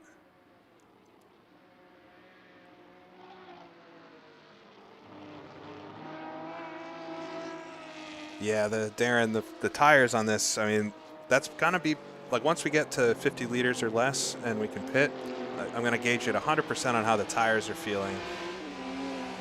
I did a full fuel run this morning on the car. I saw that GT40 cut the pit lane there. Oh boy. Lost to Daytona. Hey Joe. But yeah, I did a full fuel run, 130 liters. And the last 2-3 laps were really hard. Like, and I was very slow. I was doing like 150 or 352s instead of 350s or so. So it's really not going to be worth it to go to the very, very end of the fuel for the first stint. But probably, I'm going to guess I'm going to pit right around halfway. Like, we'll see what it's feeling like and how the race is going, but I have to imagine I'll just pit it halfway. It'll be really easy to know how much fuel I need because we will have used however much up to that point. We got a little bit of everything else in this race today. GT40 Mark 1s is going to be the main competition up front with the Maserati 151 that I'm driving. Here comes another Maserati 151. Terrible camera work with the mouse. Yeah, but here's a 250 LM Ferrari. We got a 906 Porsche coming up the hill. Those are some of the class under me. Yeah, I did a... You just hear the engines. Oh, and the skid marks. That's not a good sign. I just heard the engine stop. Yes, Joe. I got so many comments about using the Piero Taruffi turning style. You know what? I'm going to do whatever feels right today. All right, that's the end of qualifying. End of qualifying. Let's see here. Kasperi gets the pole in the GT40 Mark 1. Oh, getting a 344.5. I'm happy I didn't push myself to try to beat him because he took another second off of it. 2.4 seconds off of Kasperi in second, though. So starting second, just ahead of Alessandro. So I think the three of us is going to be a good, well, maybe not Kasperi. I think they're going to run away with the whole thing. But Alessandro start right with me and might be a good battle. We'll see. Johan, not super far off, the 348. Anybody doing sub 350s is doing a really good lap. Angela also sneaking one in, 349.5. Martin just in the 350s, and another GT40, the 355, and then Samuel McGill, the 365 Spider. Wow, that's a really good lap, 350.6. We have to go back to 8th. Jack in the 2nd of the Maseratis, the 351.3. But let's see how many folks we had qualify. Oh, we really do have 50 cars here today. 50 cars have turned a time in qualifying. Nate is just in here doing like a stream of the race, which I've linked in the chat if you want to check that out. More of an admin stream. And then we've got 2 more that haven't turned a lap. I'm not sure if they're going to be in the race or not, but a full 50 car grid is pretty wild. Pretty wild. Yeah, Slipstream could be an interesting thing. I am really going to be in preservation mode for this. Getting through the race. We'll see where it turns out. I'm not going to kill myself trying to beat Kasperi on speed, but we'll see how things shake out the first couple laps, and if I happen to be close enough to feel like we can dance a little, then maybe we'll do that. But if he starts just running away, I'm not sure I've got a hope of catching him necessarily. But yeah, I'd like to try to finish on the podium today. Definitely finish. Be nice. And there'll be traffic, I'm sure, if not for pace, but just some cars maybe that have some issues and stuff. And yeah, Martin, I'm so happy I'm starting in the front of the field, because yeah, in the back, I can't imagine what the first couple laps are going to be like. Just if you all were here when I did with these guys, I did a race at Le Mans in the Chevron, and the first lap was rough. It was a tough one. All right, I'm going to jump away just for a real quick second before things start getting serious here, and then we'll come back and do the race.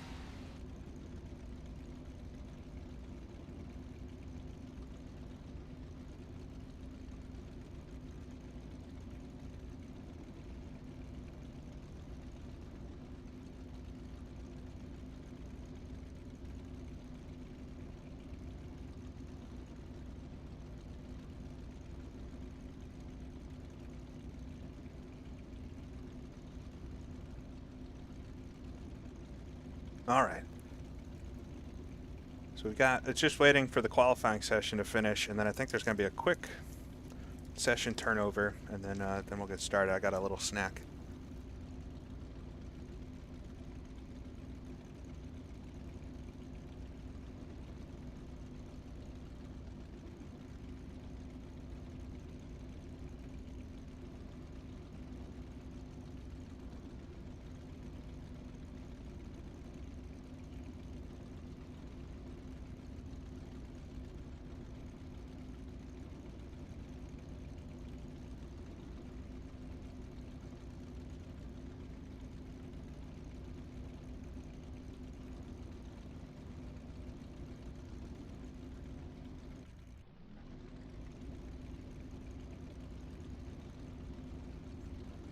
Do I think vintage cars are less reliant on tire degradation? Tires still wear out, and they really affect you, at least in the Sims and stuff. I don't know about real life. I mean, you always read the things about the tires lasting forever, but I think that's more of a specific scenario than how it was. The thing also to remember is that tire technology is the reason cars in the 50s were so much slower than cars in the mid to late 60s. I mean, absolutely, the moving the engine behind, lower the suspension, but it's really the tire technology that how much wider the tires were, how much stickier they were, and that really kept going through the 70s as well, and onward. But by the late 70s, tires were really starting to get like modern-ish. Oh, I got a little salami stick. These things, no sponsors. But yeah, tires. I mean, in these cars, the heat is the big issue. If you really slide them around, you're going to overheat them. They're going to have no grip. You can cool them back down, though, but you can overheat these tires really fast. It only takes a couple corners of sliding too much, and they're going to be overheated. So, all right, time to get serious here. Get the volume going back up. 2 hours around Spa. Hope for a good start. It is a rolling start at the top of the hill. So we're just going to roll down the hill once the lights go out, get in behind Kasperi, and then once we get to the flagman at the top of the hill, we'll let loose, try to get through a few laps, just feeling things out. Not going to worry about anybody else, see what kind of pace I have, and from there, just, I don't know, we'll figure it out. All right, on the grid.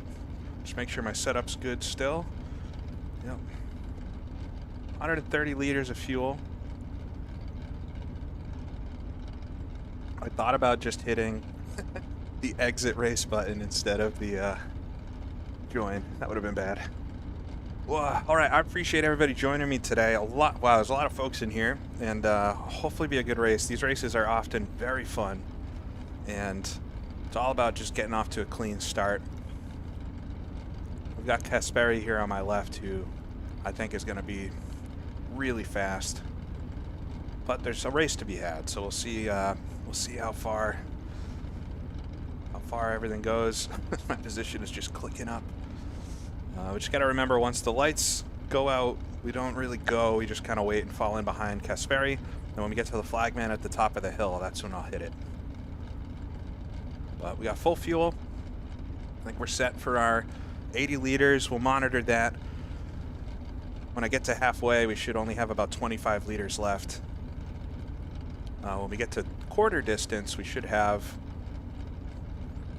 like, what, 75 liters left. So we'll see.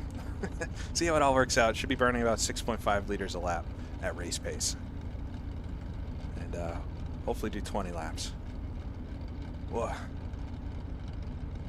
Yeah, I mean, if it was a standing start, it would be really, I would be very nervous right now if it was a standing start. I'm happy we're doing rolling starts. I think it's just more fun to not have your race ruined on the starting grid. I did that once. Yes, cold tires are going to be ice cold here. Just give it a little extra on that first lap. If somebody wants to be a hero the first lap, I feel very confident in my pace that I can get back around somebody if they're trying to go wild. Not gonna block or anything.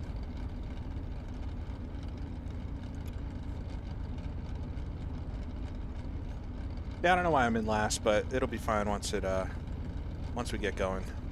I'm at the front of the grid.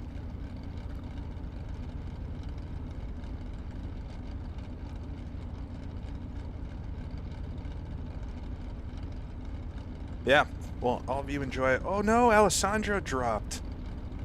Oh man, I hope he can get back in before it starts. No, the lights are on. Hopefully he can start from the pit lane or something, but that's my... I was thinking my big competition was going to be Alessandro there. Oh, he's back. He's back. All right. Hopefully everybody read the rules here.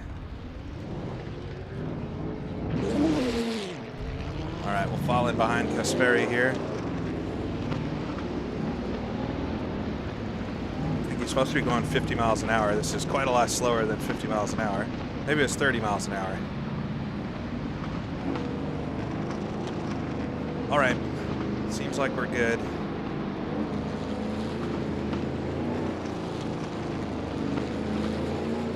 We'll get up to the flagman here and begin 2 hours at Spa-Francorchamps. Try to have a good race.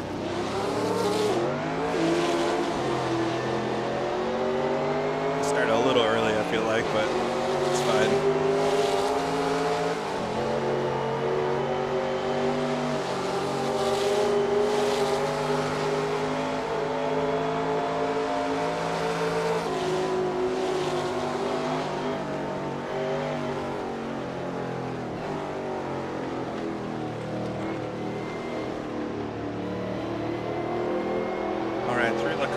just gotta feel the car out. I got cold tires. Alessandro is behind me. It's gonna be weird until we cross the line. Don't worry about the position. I'm in second right now.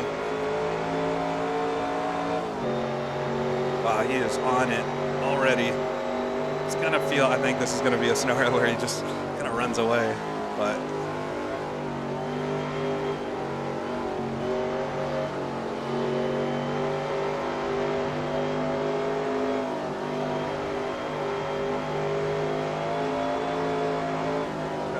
Ease it through Mamadi here. On race pace now. It's a different mindset to the qualifying.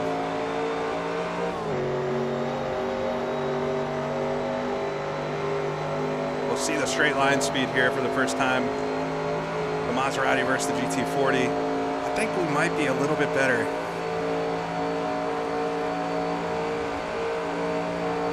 Try to not overcook it into Mazda lap 1.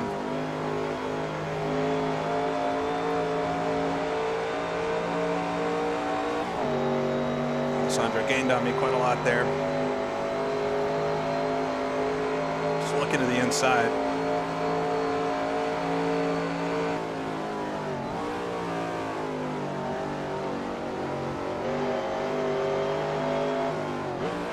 Did third gear for the first time into Stavolo. Oh man. Nightmare.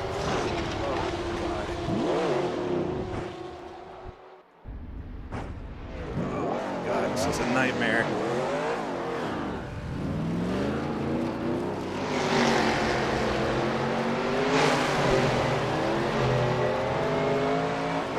Oh, I so royally messed that up. Let's hope the steering is all right. Oh my God.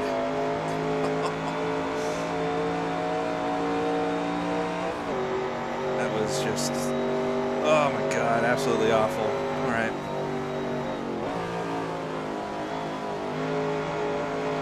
Well, an hour 57 to go. Certainly still a lot of time left, but that is so embarrassing. I came in really shallow, I think. Yeah, I don't really feel much damage. I hit that hay bale pretty good, but I don't know how much damage they'll give you. Let's see what the top line speed is. Gosh, really, really silly.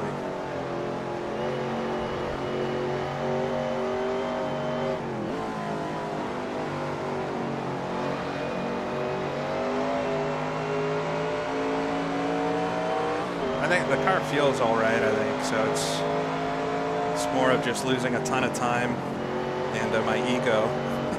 Ooh. And then tried to get out of the way of that. What a mess. I mean, that's my fault. We got smoke show in the mirrors. My fault for being back here.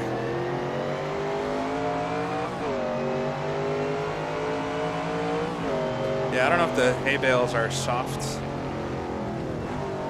What a mess. All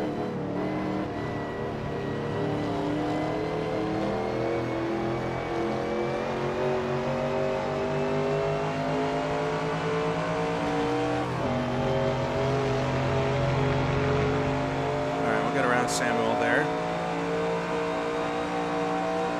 I mean, I should have quite a lot of pace over most of these cars. It's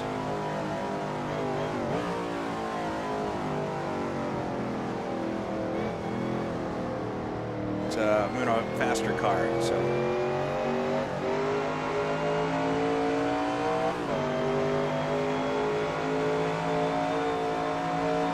Well, that's rough. That's a rough way to start a race like this. I'll try to push on.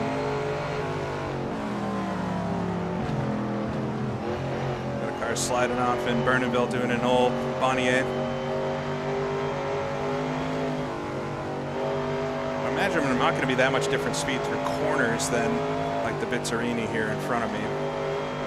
It's going to be on the straight once we get onto the Mazda straight here.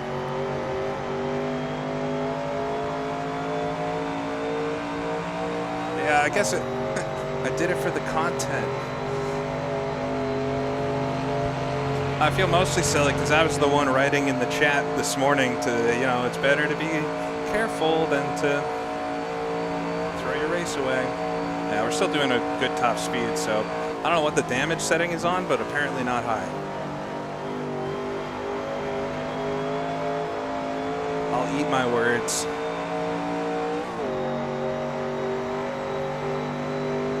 All right, I'm in 15th. Let's see if we can get through Stavolo better.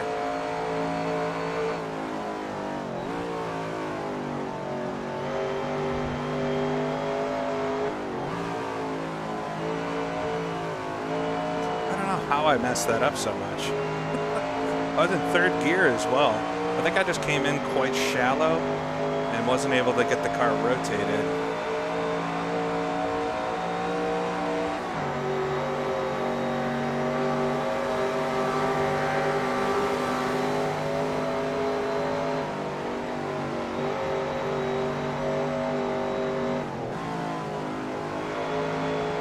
Well, when I raced with HRRC here, I think I had a crash in Eau Rouge in the opening lap, and I ended up getting a podium out of it, so we'll see.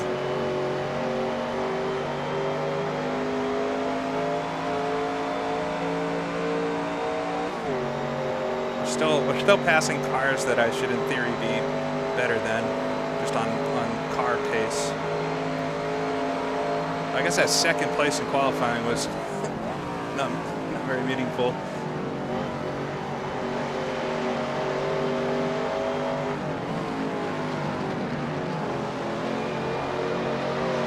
Alright, through Blanchimont there. Yeah, I just didn't get the car set up right. I'll watch it back later and learn from it.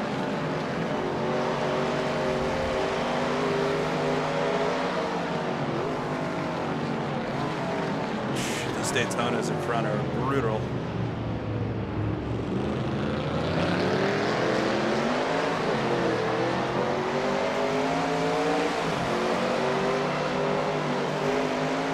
Boy, it's tough with the warping to judge.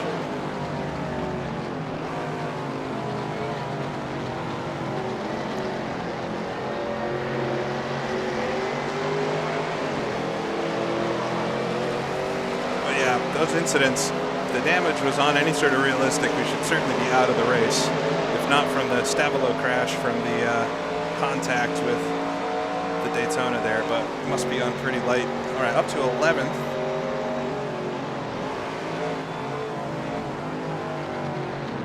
Let's try to have fun with this now and see how far up I can get before the end. We've got a long ways to go yet.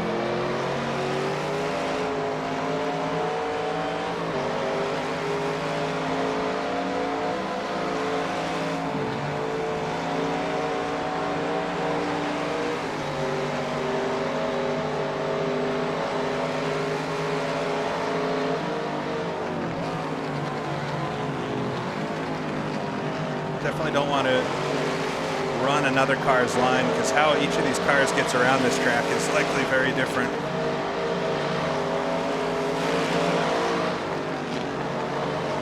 You could get yourself into trouble by taking another line. Whoa, that's a tight one. A little off-roading in the Daytona there. I'll scoot on by Drew. All right, Clemens in front now. Yeah, everything looks okay. I gotta wait, like, it's more the spin and the crash that's the unfortunate part. Yeah, I think we had 50 folks start the race. And we'll see how many finish today. Including myself.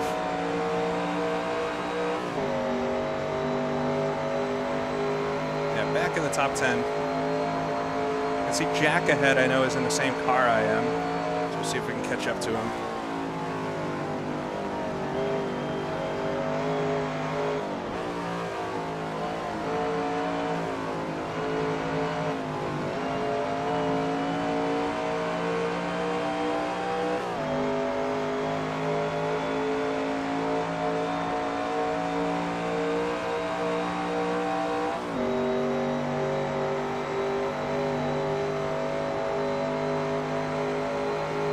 in 11th now. I don't know what's going on.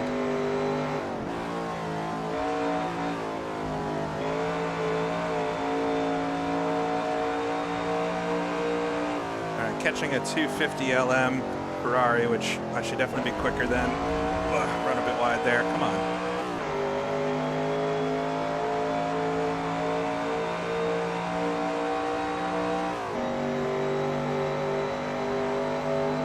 Back to 10th. I don't know what's going on with the positions.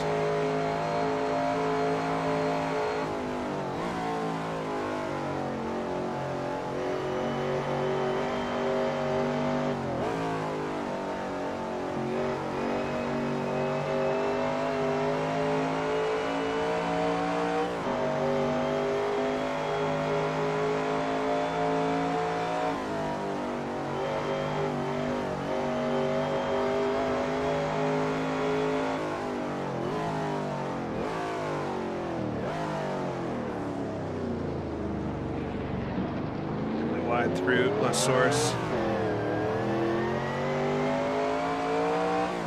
right, we got a few cars in the pit. Nate's in the pits, of course, because he's adminning the race. It's a 352. Not terrible, but try to do better than that.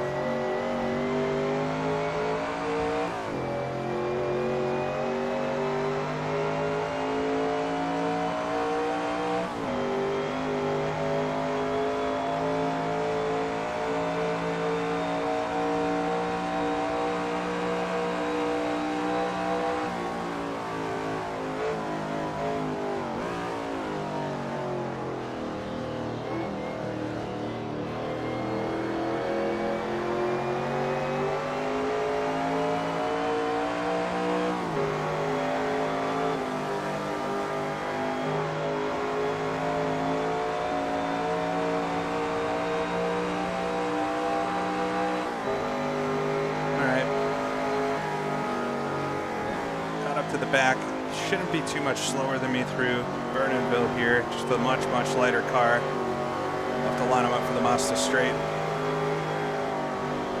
Clemens in front.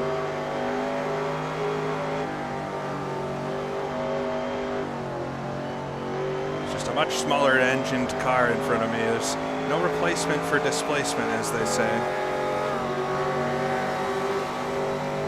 Got a 5-liter V8 in this thing. Rocket on by.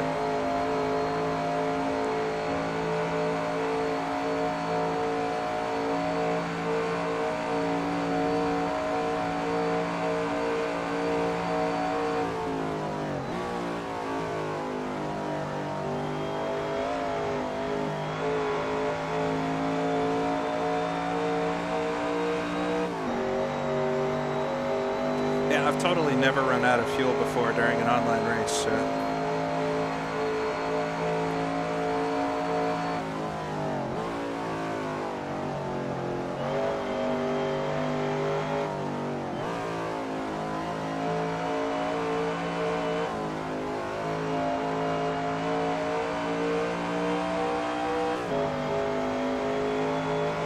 Catching Jose now.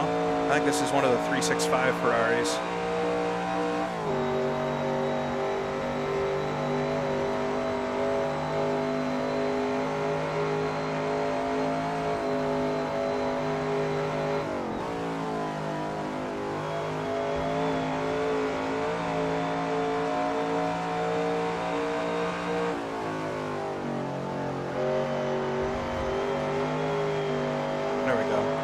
Got through there all right. Seeing lots of skid marks on the ground over there.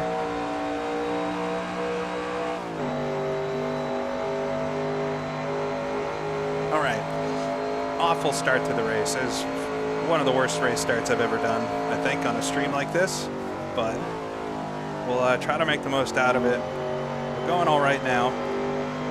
Catching up to these cars here in the top 10. We're still not really passing cars that really should be a threat. All those 4 GT40s up front, if they have anywhere near decent races, they're going to be near impossible to catch. But I'll try my best here. Hope strategy works in my favor. I don't feel the need to repair any damage or anything in the pits, so we'll stick to the plan of putting as little fuel in it as possible and hope that nets me a little bit of time. See a bunch of cars up the road.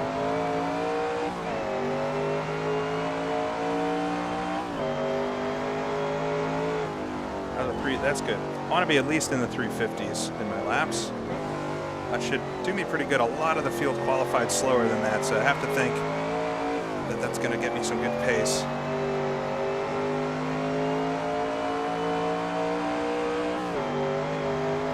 But yeah, I can see Jack and Graham up ahead. A couple more spots. They're in the same car I am. Actually, I think in front of Jose here, yeah, that's Jack in front of him. So the red car up the road is another Maserati.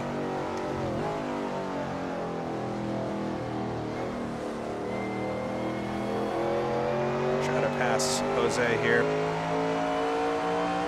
See if I can just get a little closer before the Mazda straight. It's the best place to pass, really. But I imagine that 365 is going to be great through Bernonville here.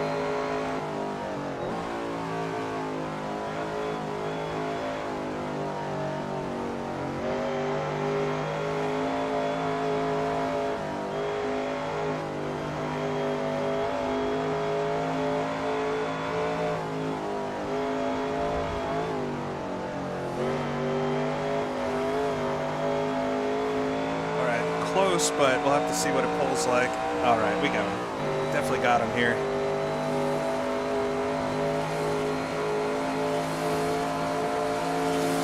Get around Jose then. Up into 8th spot. We got Jack in front of me. One of my teammates for this one.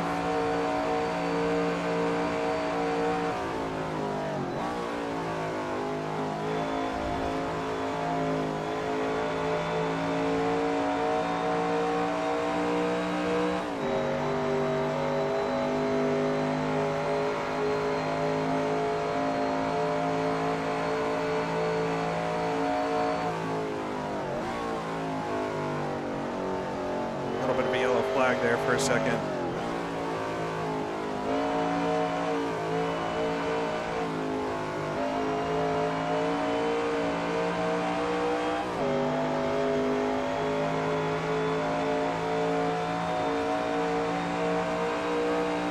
Well, we've lost a GT40.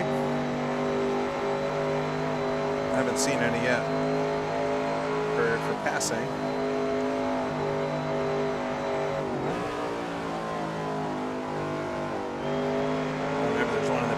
Something. All right, I'm up to Jack here. Try to back up this corner a little bit and see if I can get a run onto the next straight. He does a decent job through there, so probably won't have too much of a run.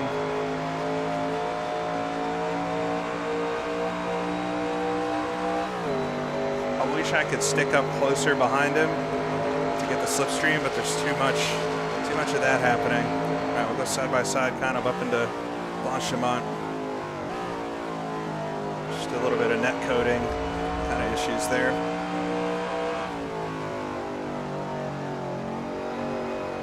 All right, but get around Jack and up into 6th maybe.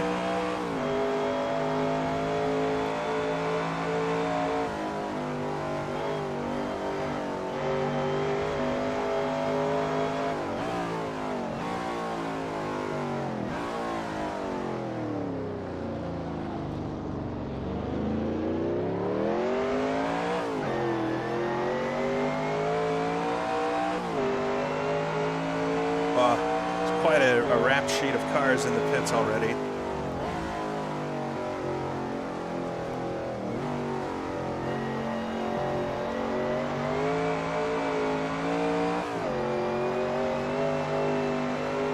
All right, we're 30 liters in, we're 20 minutes into the race.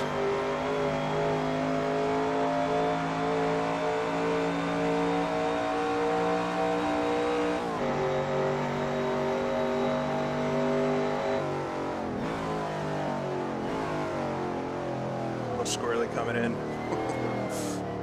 I'll do that.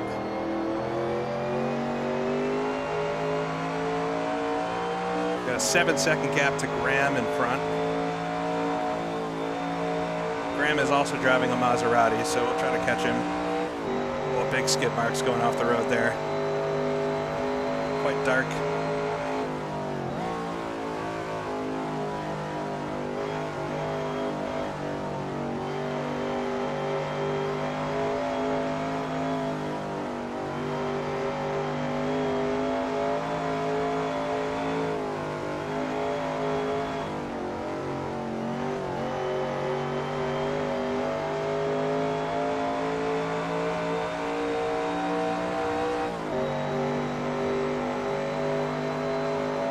just see him ahead.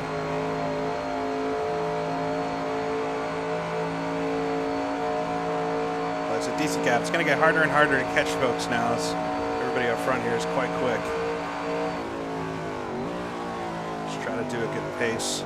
Miss the turn in for the Mazda kink. Let the car do its thing.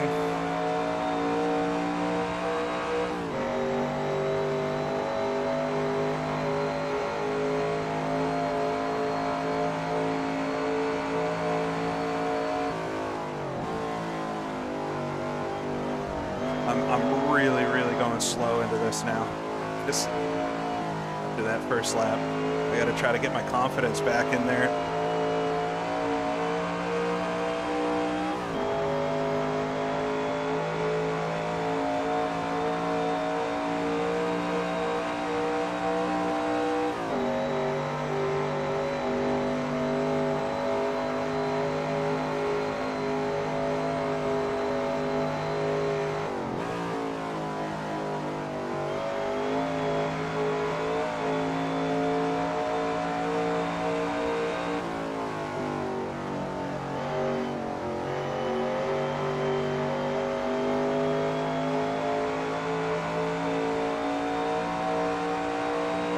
See Graham, it's a white car up there, just turning into the corner. Yeah, catching him a little bit.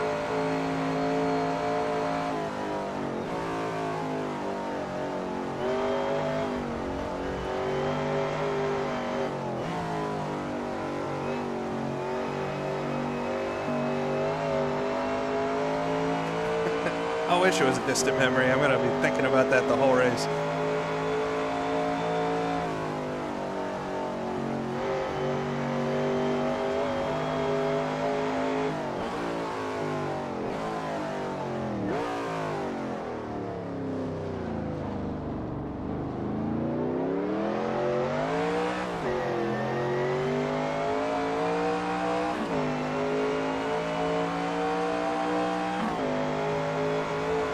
Into the 49s, doing good lap times at least.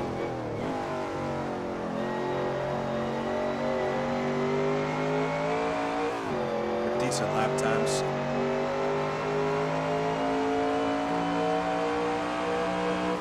Yeah, this track can definitely handle 60, 70 cars easy, but whether or not online racing can handle that, that's more the question. But really cool to see. I mean, for the most part, it seems like it's working well, like technology-wise, at least for my seat.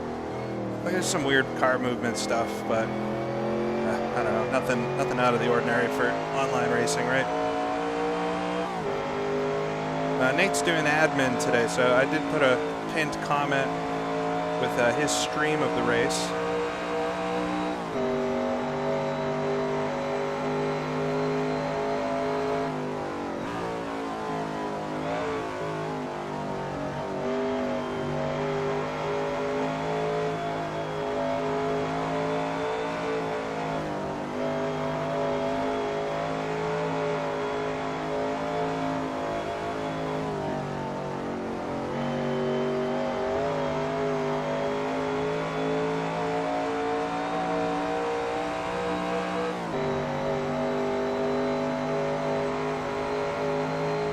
Yeah, definitely pulling in Graham. It's just going to take a few laps to get up there, but he's very close to Angela in front, so once we get up there, we'll have a little battling. I see a lapped car in there too, so it's going to get spicy. It's probably the quietest part of the race.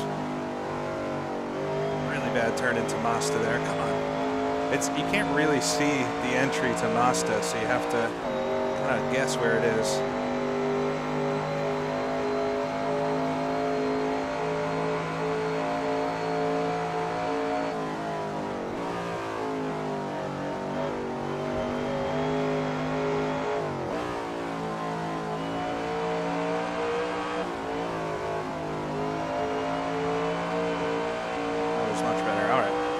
My mojo back through there a little bit. All right, with the car headed towards me here is Amir in 36th.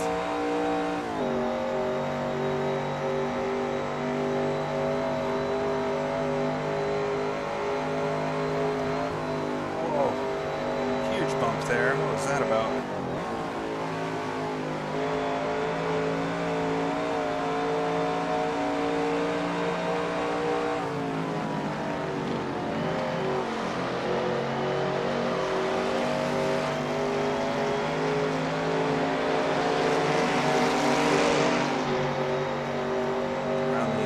350 GT. That's a tough one for this race.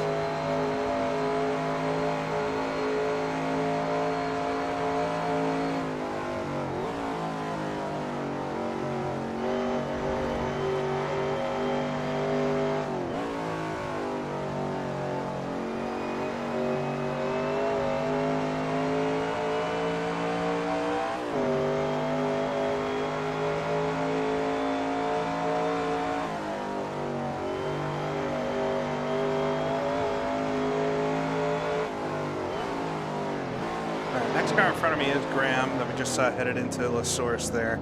So maybe a couple more laps if I continue this kind of pace. We're already about a quarter of the way into the thing.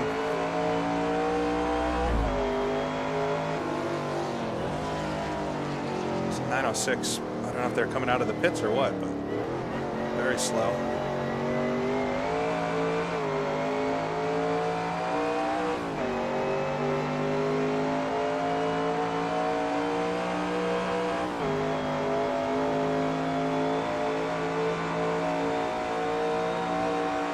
One of the smaller Ferraris, I think.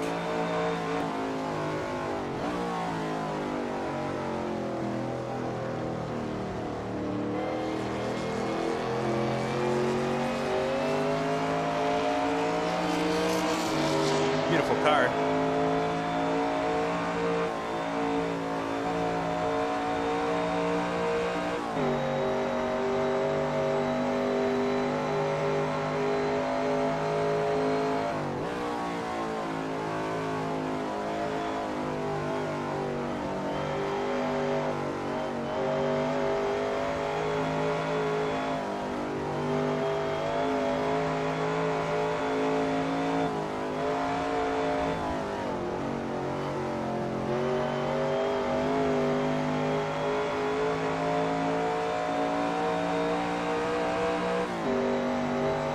Down to 3.8 seconds behind Graham. We're pulling in a second a lap or so. Graham's got Albert in front of him. Angela has slipped away a bit, 9.3 seconds up the road. I don't know if the pace might be a bit better than me right now. Well, I almost get the apex that time into Mazda.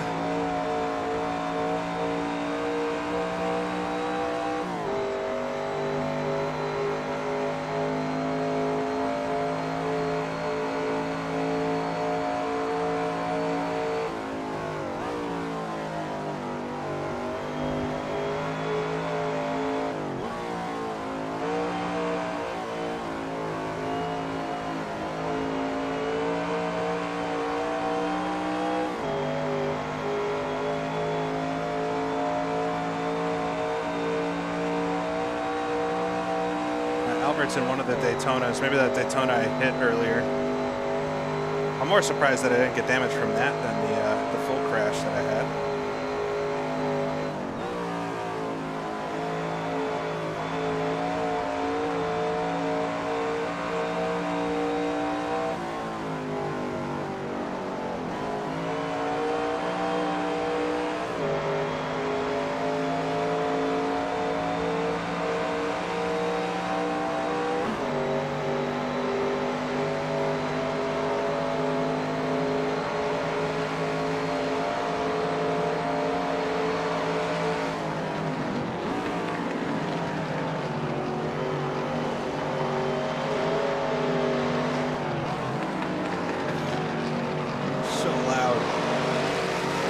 Car off the edge, one of the GT40s. I don't know if that was for position or not. Come on.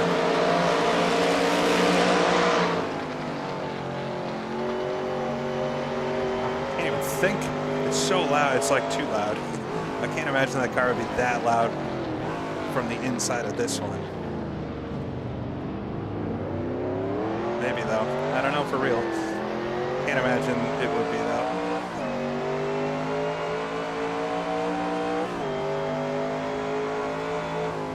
It's best lap, doing best laps. If I can just keep improving, it's always good.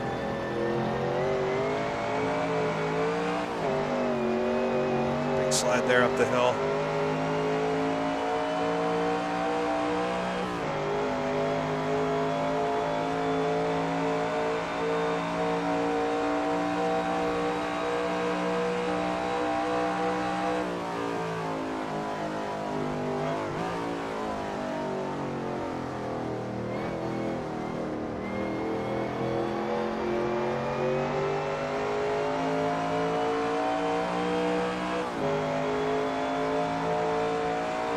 noticed those huge wheels. I drove that car back at Riverside a couple years ago, and it's not quite the right wheels for it.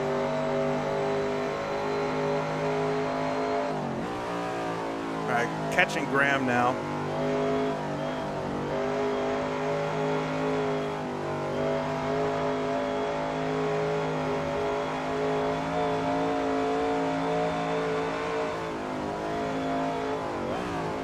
Why did I do third there? Don't do third there. Ugh. Can keep it through the fourth, through that entire Malmedy section.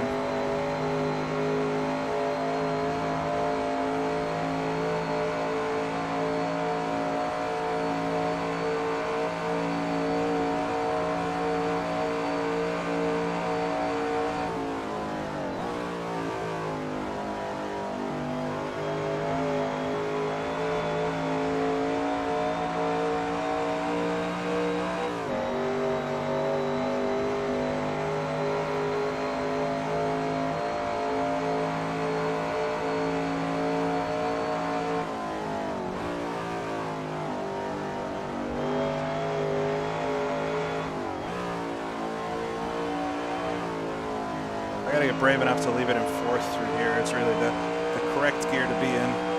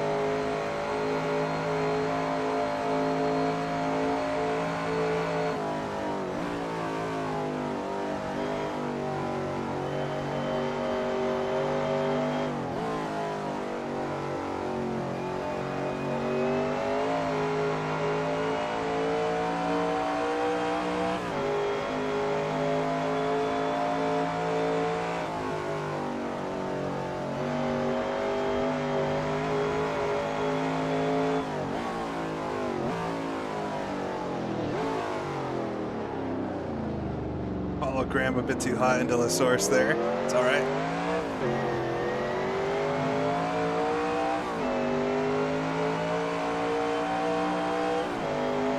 Yeah, we have to pit for fuel once in this one, but it's more that making sure I don't wear out the tires before then. That's going to be the real key.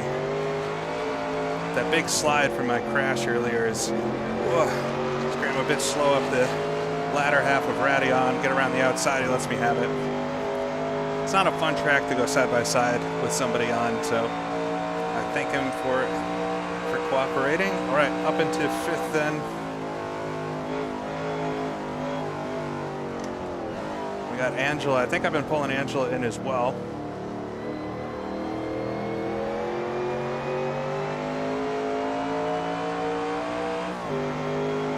All right. I feel so out of a groove. The start really threw me off.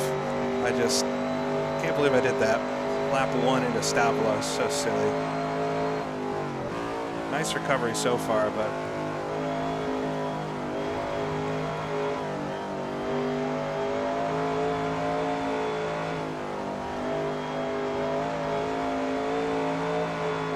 keep it in fourth this time.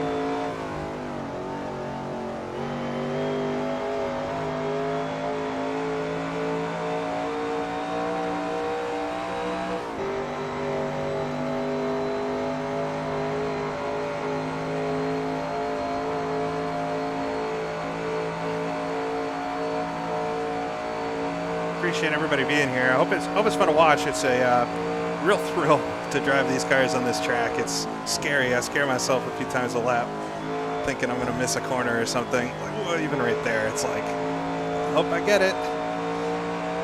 There's a lot of things to hit. I've already hit some of them.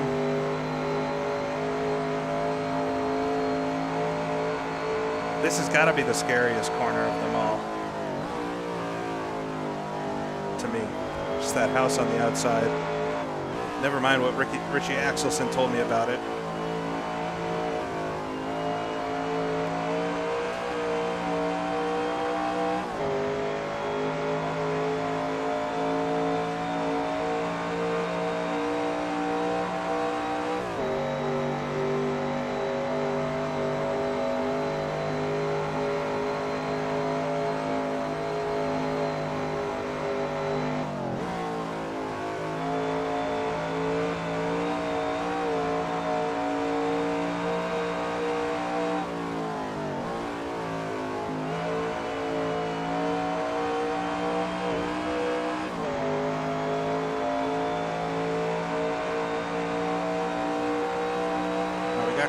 Quite a pack up the road in front of Angela. Seeing at least a couple cars up there. Angela, I think, is the first GT40 Mark 1 that I'm coming across. And I would imagine the rest of the leaders are Mark 1s.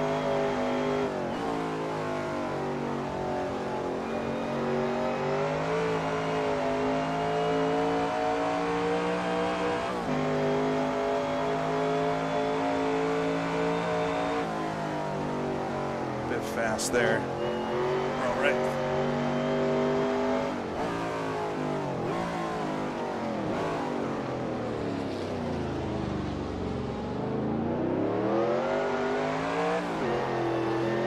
Mama.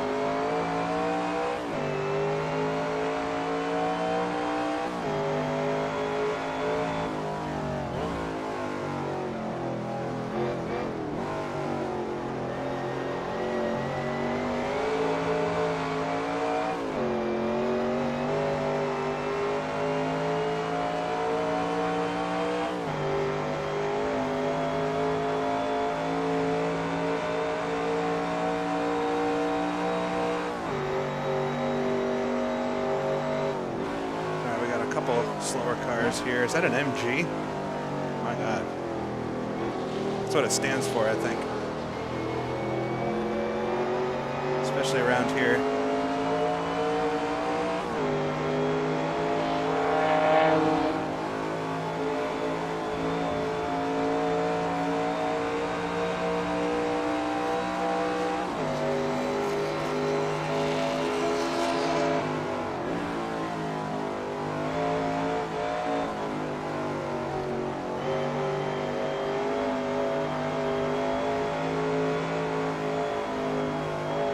It takes a lot of my concentration doing this.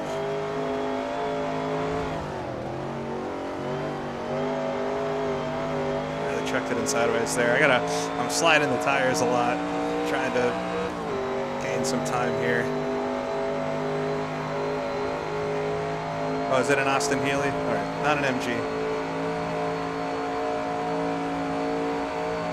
All right, hour 20 to go, so 20 minutes to halfway.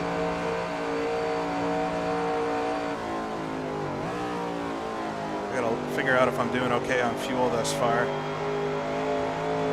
Should have, if everything's going correctly, I should have 25 liters of fuel left at halfway.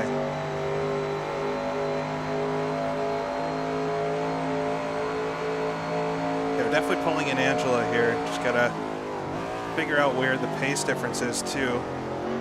Really late turn in there. Come on.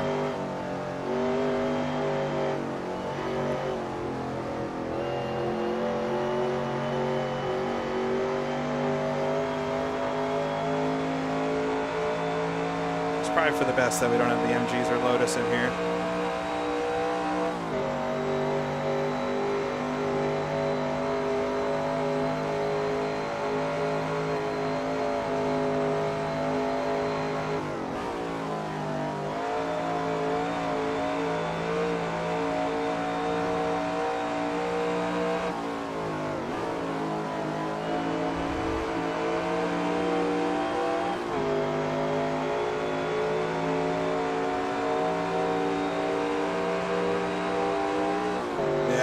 Chumping through the tires, but they're kind of okay.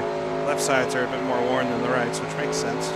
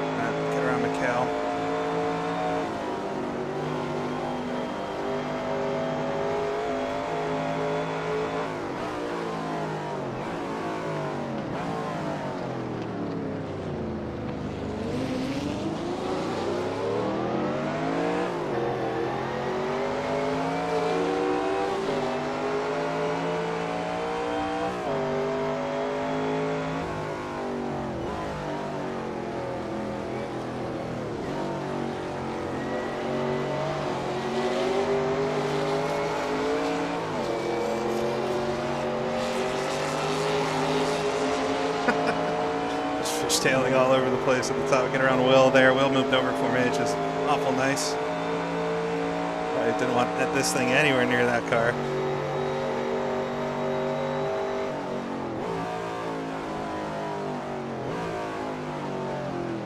All right, pretty close to Angela now. I might start getting a little bit of a slipstream here. Interested to see if I can actually pull on the straights or if it's all in the corners.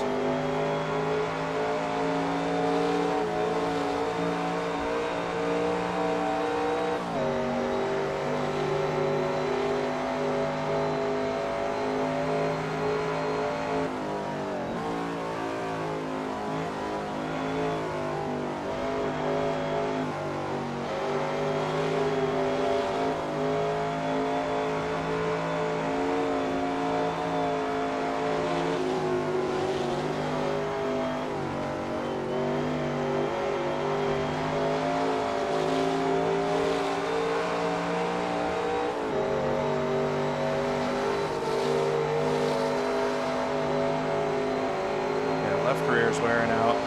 Okay, I'm right on my fuel number right now. We're using a little bit of telemetry. It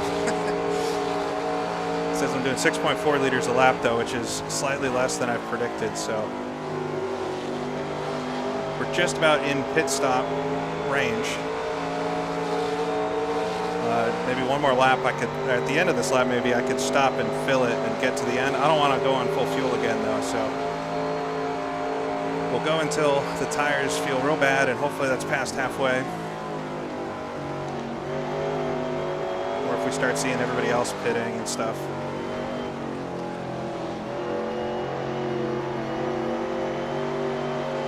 Finally, I did it. I got through Stavolo without being a chicken.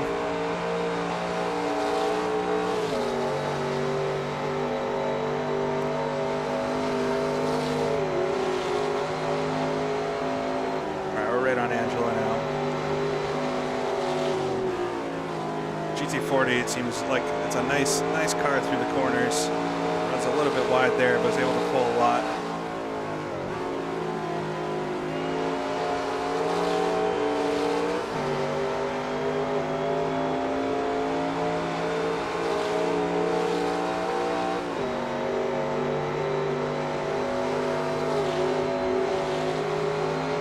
I think I am a little bit quicker in a straight line right at the end of these straights. Whoa, I don't like that. That works. You don't really get to choose where the car goes at a certain point. If you're committed to the corner, it's happening. All right, right on Angela now though. Trying to find a way around. They run a bit wide. Oh no! Oh my god. And I think came into contact maybe with the car behind. They missed the braking zone. I avoided that. All right, up into fourth then.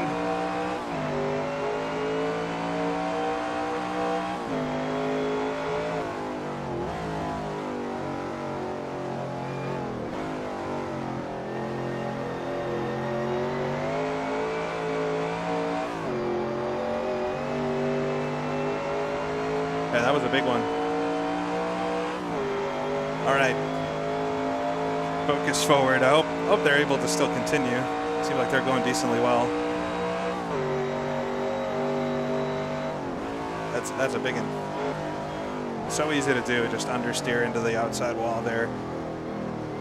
Once you're committed to the corner, there's just no way out of it either.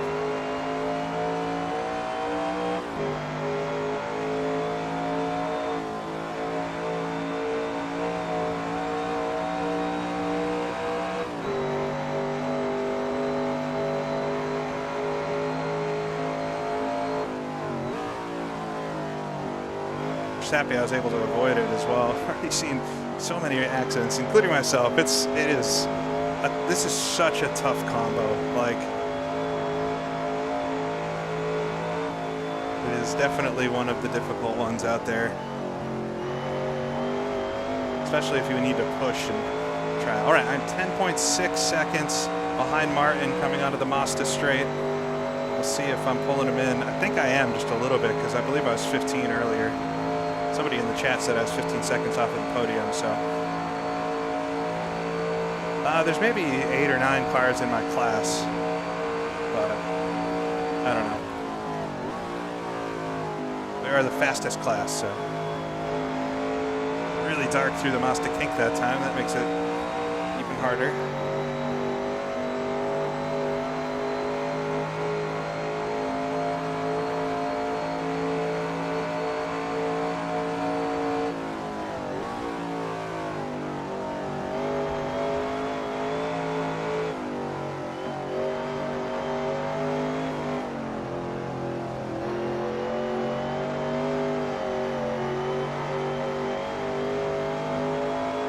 Tires a little bit there. I got 11 minutes to halfway. I think I'm doing better on fuel than I predicted, but I'll stick with my plan. I'm notoriously not great at calculating on the fly, I've learned.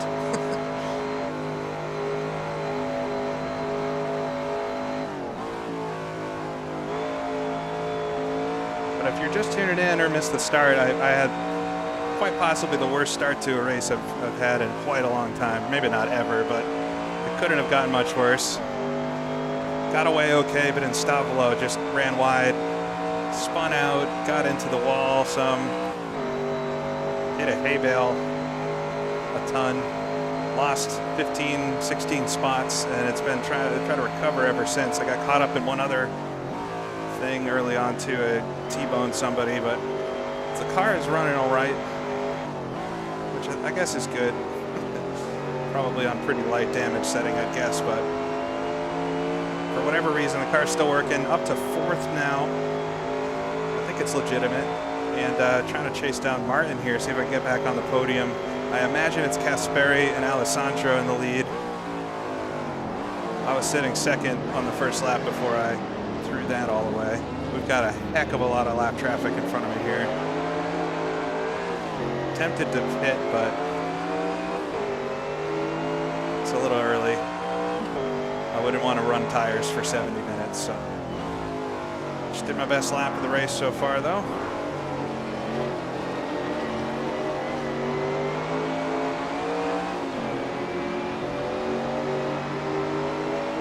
Now, there is damage, but I don't know what it's set to. I did run over somebody at Monza once.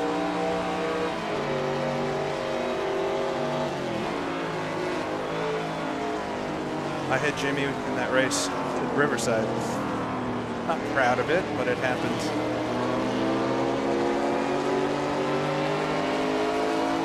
All right, just gotta plot this carefully. A lot of folks here.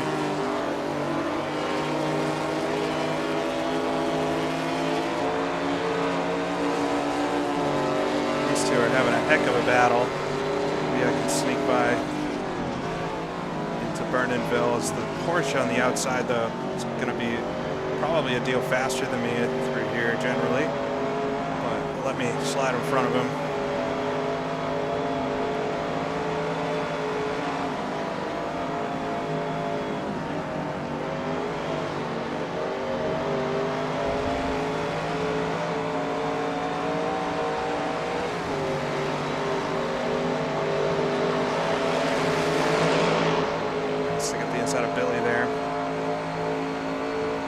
Catching Graham again, so maybe Graham's run into some issues. I see they've been in the pit lane twice. It does say on the relative how many times, somebody's been in the pits.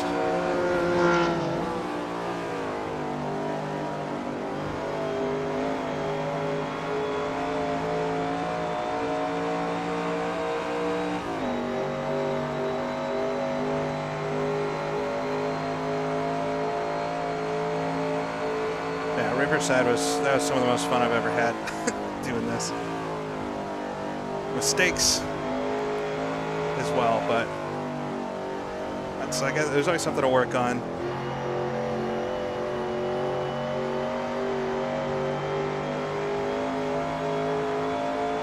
All right, no clue how far behind Martin I am just on the relative here, so just keep pushing. I guess am I in 2nd or 4th? I'm not sure what's going on.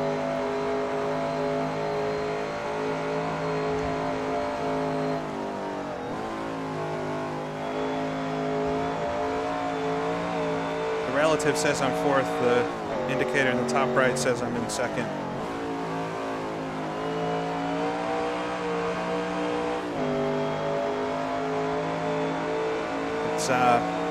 It's like realistic timing and scoring. Nobody knows what's happening. And now they're both saying second. What happened?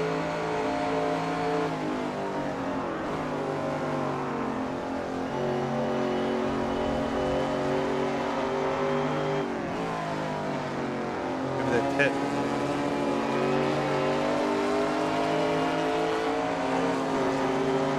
Going to get up the inside of this Jag, so will I.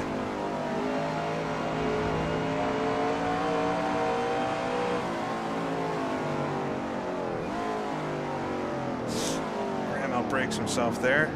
Thought he might have been going a little fast.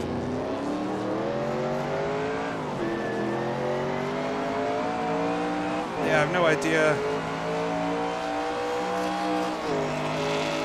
I guess I'm in second. Not sure how that happened, but what's going on? Maybe pit stops and stuff. We're getting close to that time. Hopefully nothing unfortunate happened to the rest of the podium here.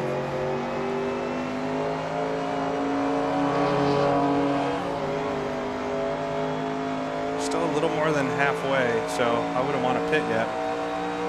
We're working down that left rear tire though.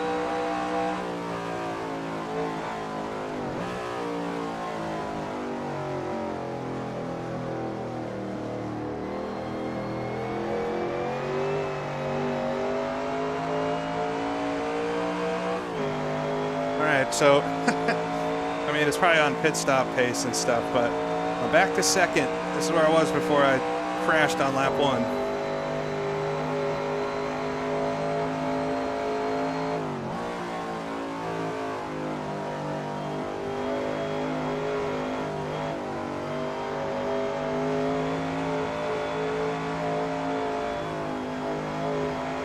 I have no idea how far. It's probably Kasperi in the lead, I'd imagine. No idea how far they are. Probably very far.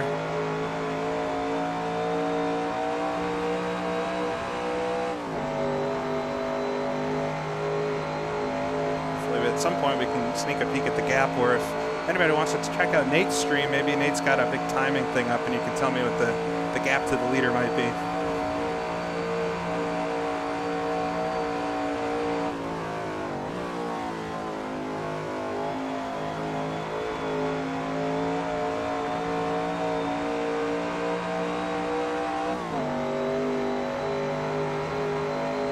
Like it never even happened. What? I've been in second the whole race, guys. I don't know what you're talking about.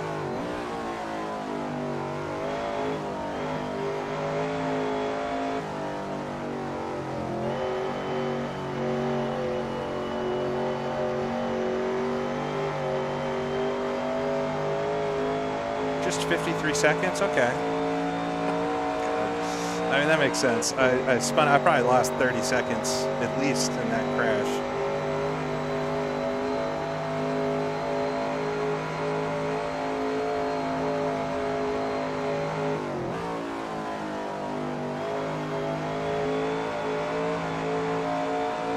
I'm surprised I was only in 15th once I got a hold of the car again, or 16th or whatever it was. I was just watching everybody go by.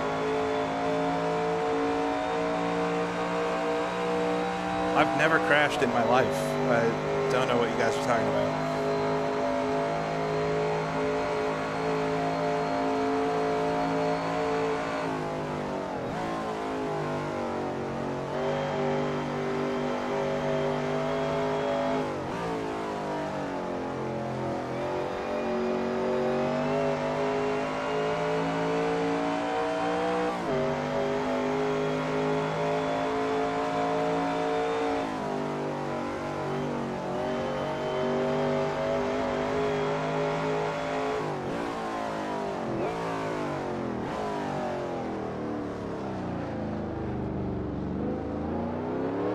Like I've been driving for 2 hours already. Oh wait, I have. All right, we're very good on fuel per my calculations, so we're gonna stick with the plan. put 80 liters in. Maybe pit next lap. I mean, the tires are going to start wearing out a lot more, and might as well pit on the next lap.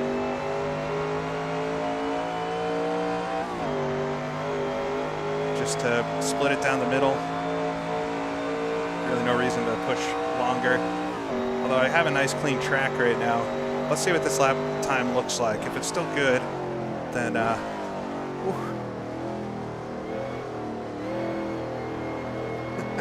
this lap somehow manages to be good, we'll stay out, but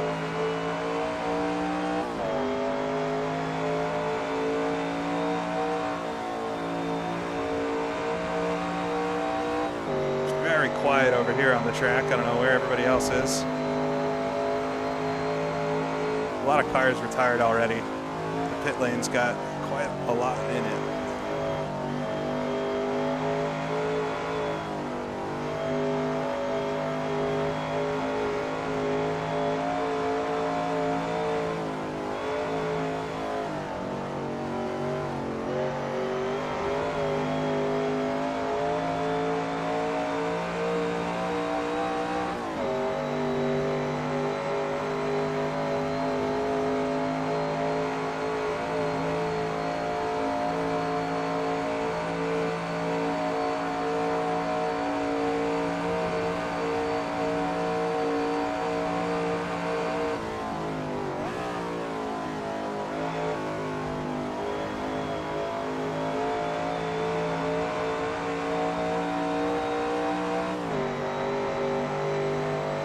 Yeah, it's a long one. I just kept, my gloves are like black from using Alcantara wheels. Hopefully I didn't just get that on my face.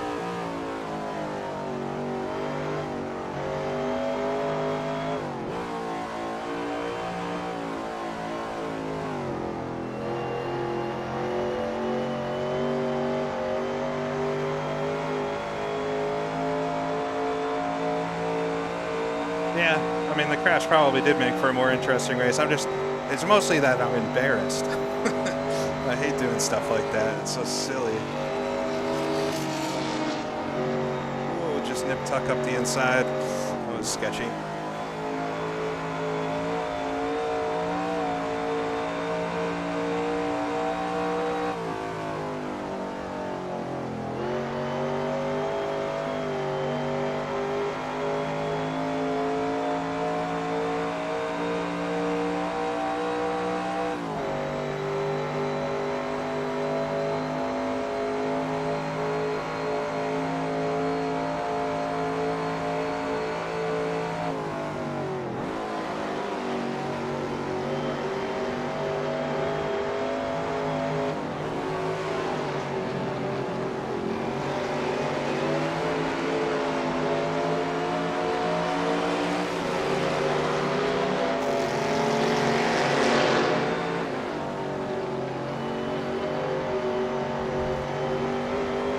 I think I'm going to pit.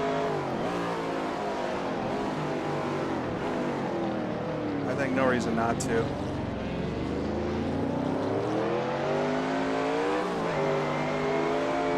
I don't know where my pit stall is. Oh no. Right there.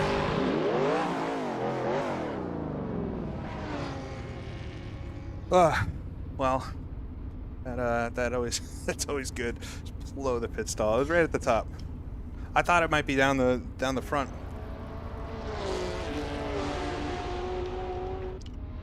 I guess they don't get rearranged after practice, so I should probably know that, having done this for so long.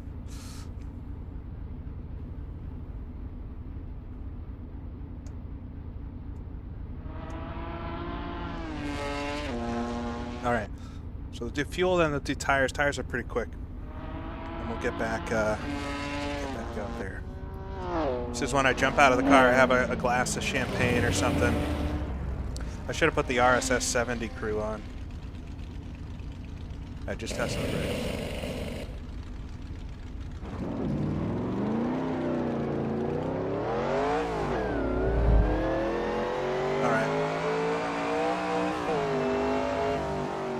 Alright, cold tires, let's remember that.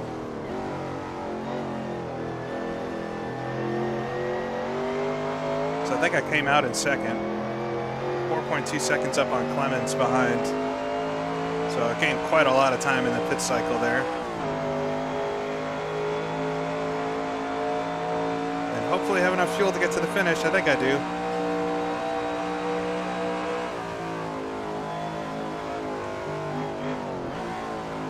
I think I had like 10 extra gallons than I thought I was gonna.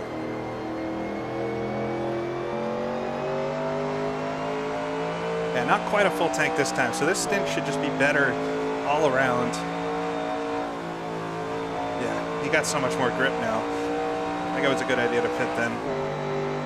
You're just kind of balancing like how bad do I want my tires to be at the end of the race, but we're not really in a close battle with anybody, so as long as the car is easy to drive, we should be good.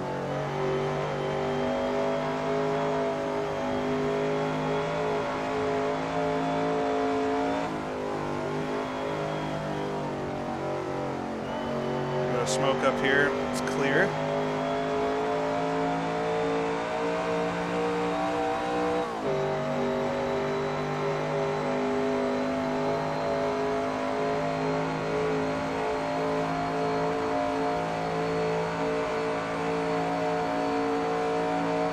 Yeah, Steve Lepson in front. It's Nate's dad. I think every time I see him, I always say I think it's the coolest thing that they race together or do this together. I don't know many other father-son or like, you know, parent-child combos out in sim racing. Does need to see one. He's got himself a nice ride today in that Ferrari.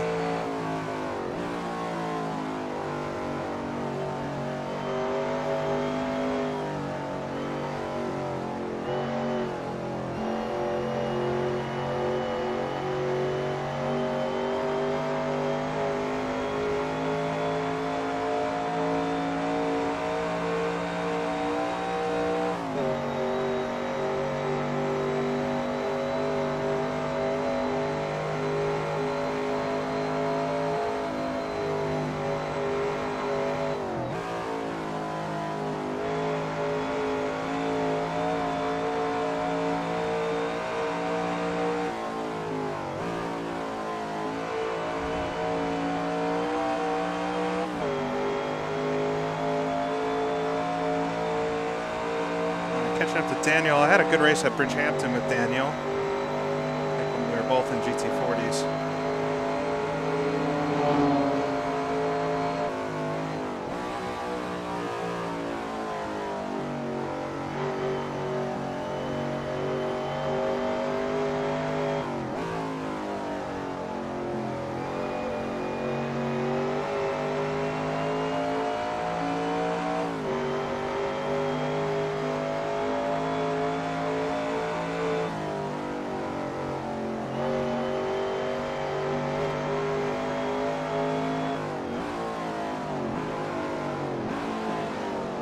Too deep. It's that extra weight. It's got me on the fuel.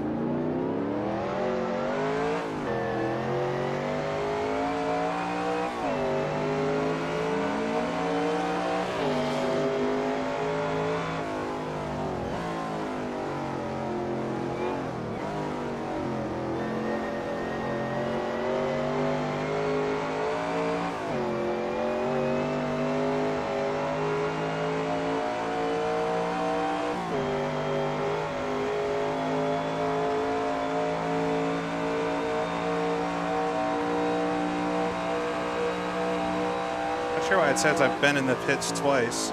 Maybe it's because I clipped the pit lane or something.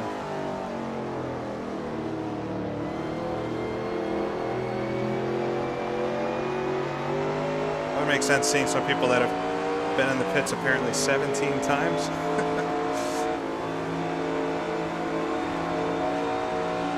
You're not supposed to go over that line on the front stretch, but it's difficult. It's like right where you want the car to be.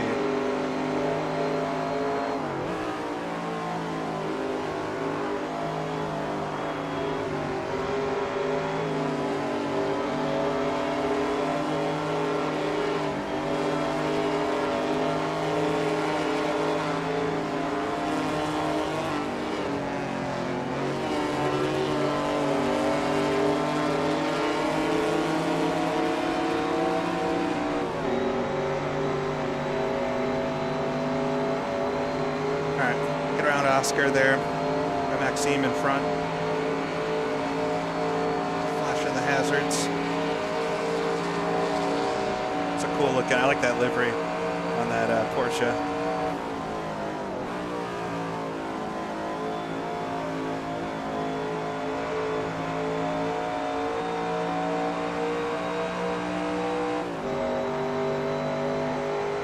Thank you, Mauro.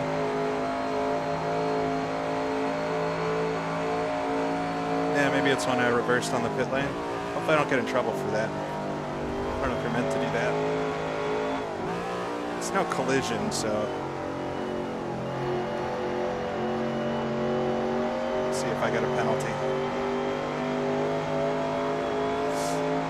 Yeah, I don't know the gap to who's leading. Before the pit stop, it was like 50 seconds to Kasperi, I'm guessing. If you check out Nate's stream, maybe it says on there, but he's just so quick. And even if I was at 100%, I don't think I would be able to challenge him. So he's just having himself a little race out there today. No, don't tell Bailey. I can imagine all of the stuff that's occurred in this race that won't be too high on the list of issues.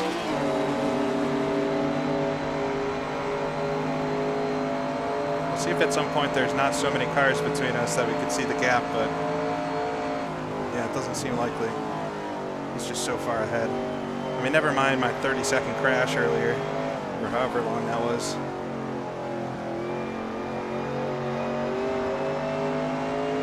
It's 99 seconds. Yeah, he probably hasn't pit yet.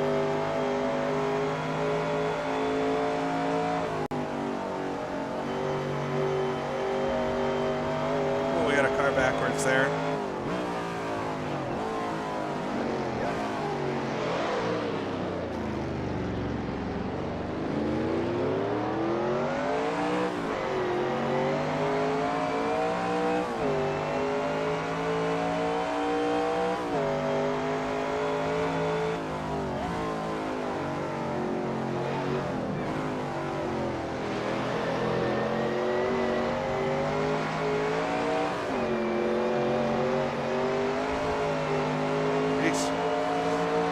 Sideways up the hill there.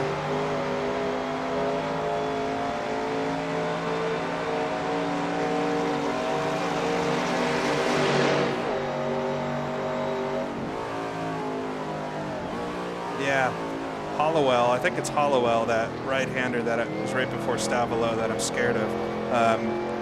It is better to clip the grass on the inside. There's like a little curb that helps pull your car around, but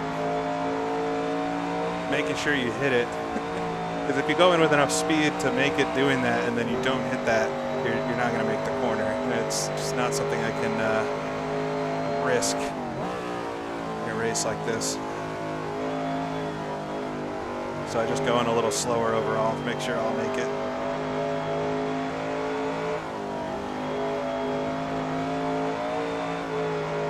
Come on now. She has a mind of her own if you get it just a little too sideways.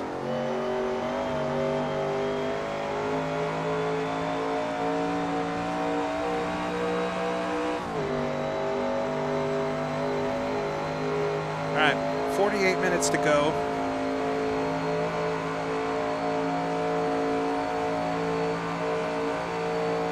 Gotta catch this car here kind of at the worst time.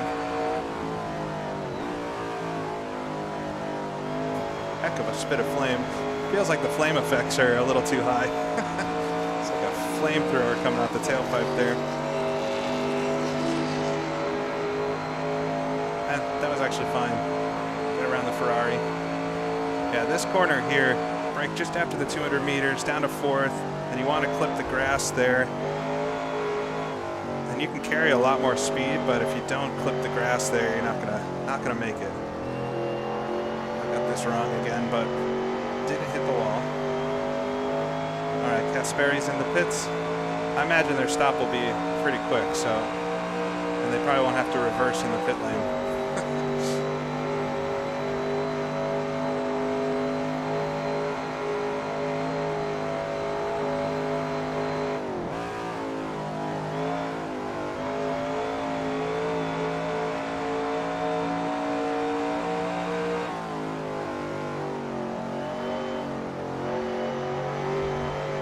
out to the edge there.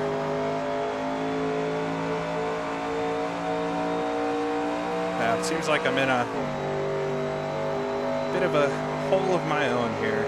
Third place, nowhere behind me. First place, way up the road. Wonder what happened to Alessandro and Martin. Like, there was a couple other folks up here, but I don't know.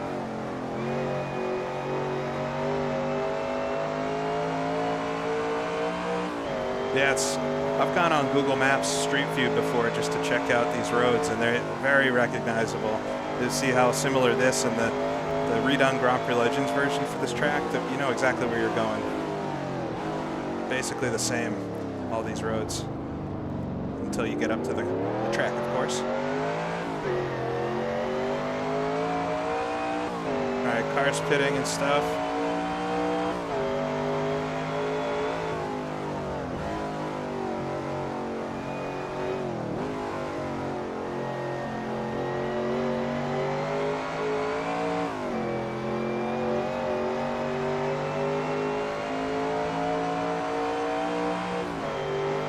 Harness P7 now.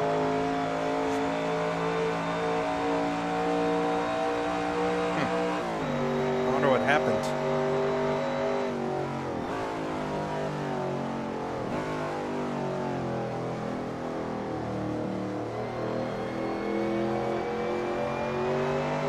The GPL Spa is one of my favorite tracks. All right, I can see Jack's behind me, 21 seconds off on the podium.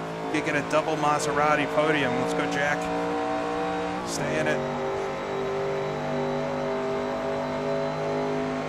We couldn't beat that top Ford, but at least we'll fill up the rest of the podium.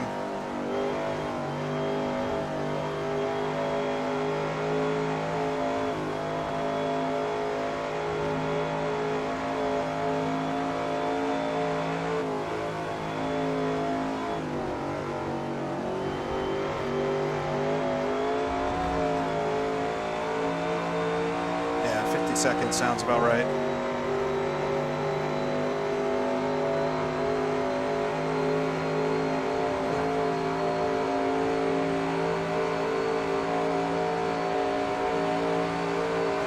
Coffee break on the Mazda straight.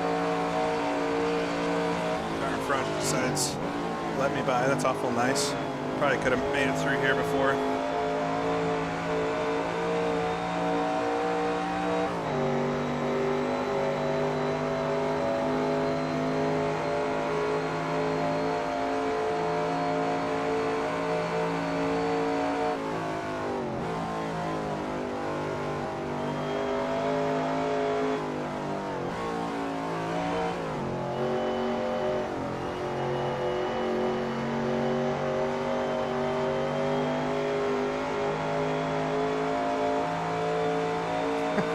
I'm between 40 and 60 seconds. Yeah, Casferi is so quick.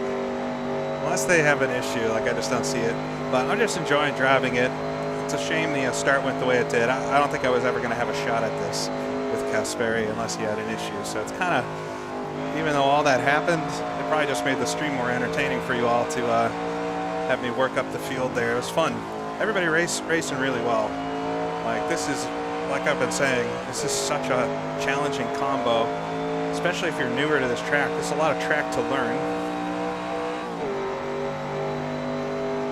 And so I know we've seen some pretty crazy stuff in this one, including what I've done, but I think overall it's been a pretty nice race so far to take part in. I love these. This is, I know we've said it in the chat a bunch, but if you're tuning in and haven't watched this before, this is the Sim Race Online SROL League. And they've got a ton of different types of racing. I mean, Oscar and Nate and Bailey and everybody, the other Nate, everybody over there does a lot of rally. They do a lot of in RBR as well as the AWRC, and I'm sure soon they'll be doing AC rally.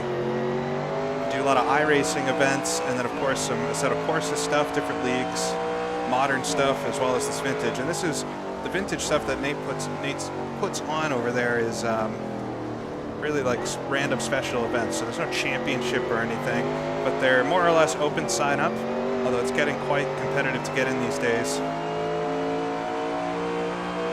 But it's always just a random track and car, and it's a whole lot of fun. The car choice is somewhat random. You pick a few cars that you like, and then we roll some dice, or Nate rolls some dice and figures out who's going to get what car. And I finally got this Maserati 151. I wanted this one since this pack came out. Oh, come on now.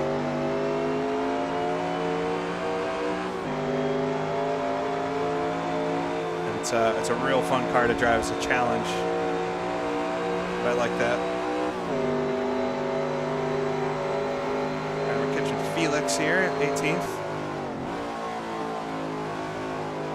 Oh, a bit wide there. Scared myself for a second.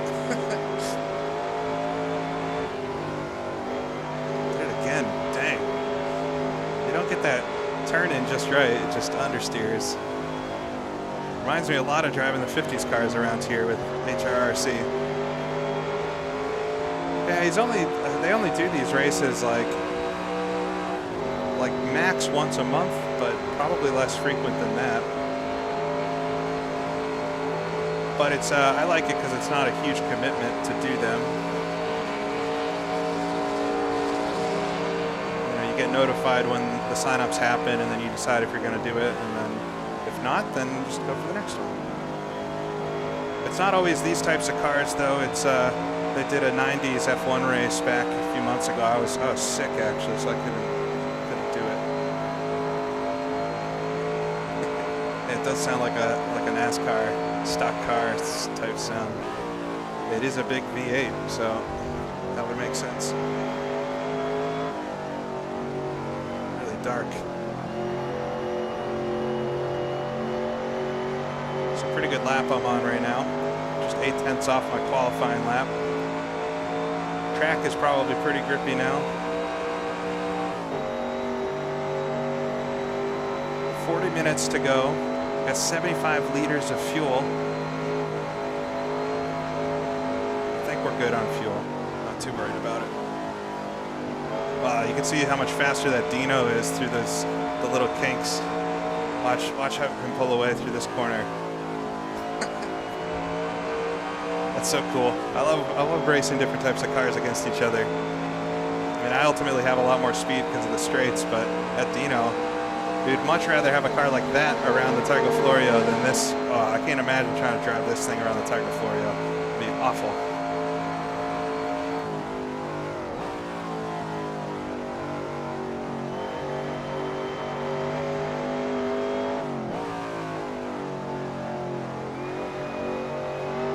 Oh, I'm not sick anymore. This was months ago. Oh, Angry Wallace is sick. Yes, get better.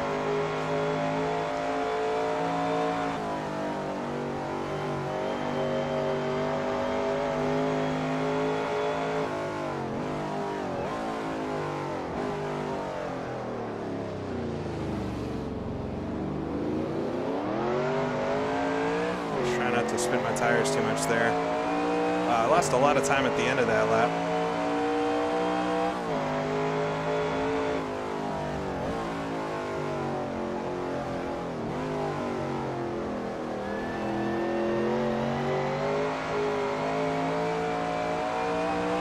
Yeah, I've got the Club Sport DD wheelbase now. My CSL DD broke after like 18 months. Not very good.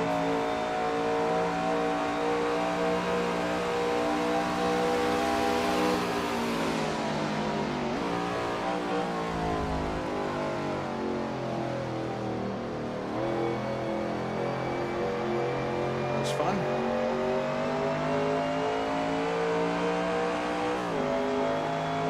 All right, we got about 10 laps to go, I would guess.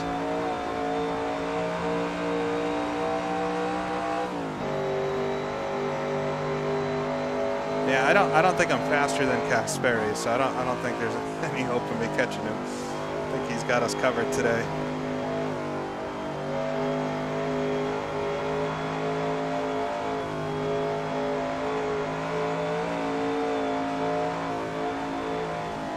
I won't give up because you never know what could happen in this.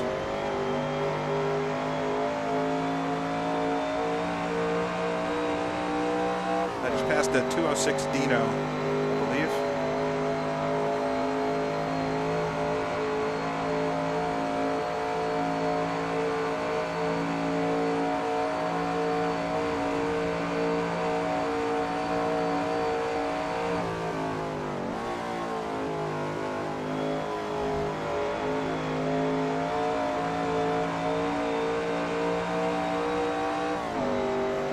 Oh, was it a T33? Yeah, it could have been the Alpha. They look very similar from behind. They both have the scoops on them.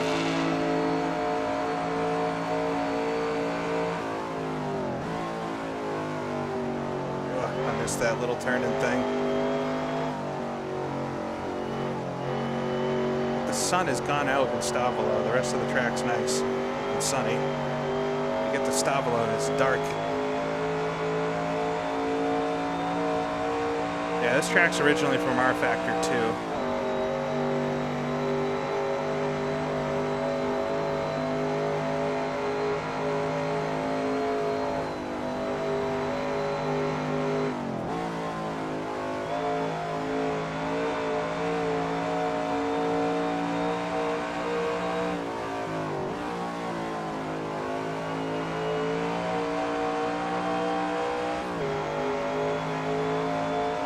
Yeah, I'd like to do more accurate gear stuff. I didn't change it when I started practicing. It'd be fun though to make the gear pattern more accurate for different cars. I've done it before, just have to remember to remap things, and it's not something you want to do right before you start a race. You got to practice that way because it takes a minute to learn the muscle memory. It's fun to do though. That's nice, directional and everything. David there. Thank you.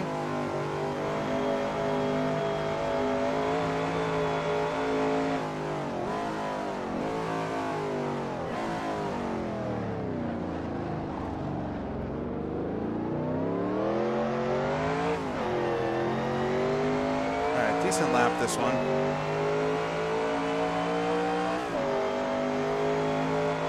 The new best, 47.9. Into the 47s during the race ain't so bad. Ooh, that's very tight.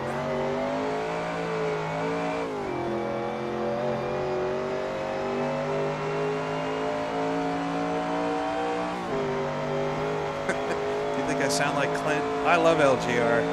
It's one of my favorite YouTube channels.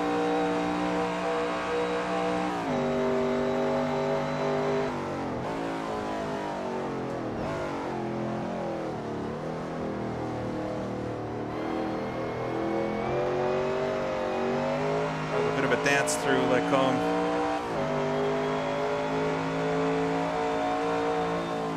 I don't think I've made any ground on the leader. We have no idea from my seat. Maybe should have put some splits up or something, but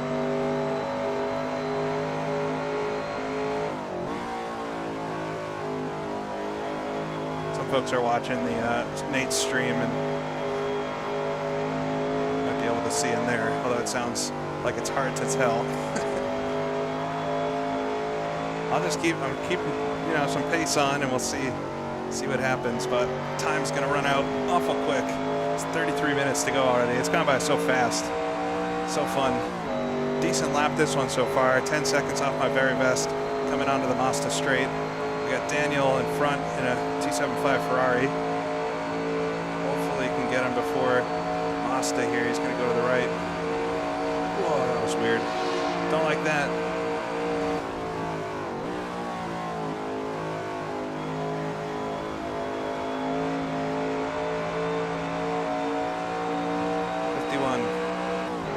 Holding about steady, but I'm assuming Kasperi is just kind of driving.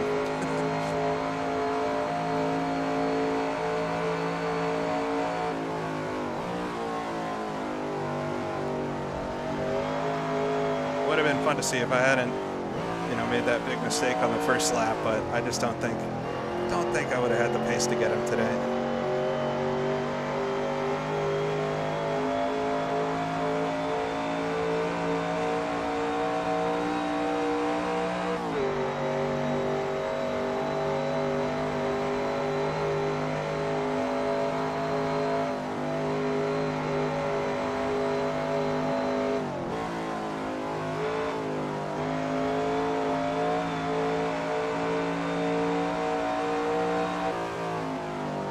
never know what could happen, though. That's the thing. You just got to keep on the pressure, and we've had plenty of close calls in this race that weren't my doing, as well as the ones that were. So you just never know.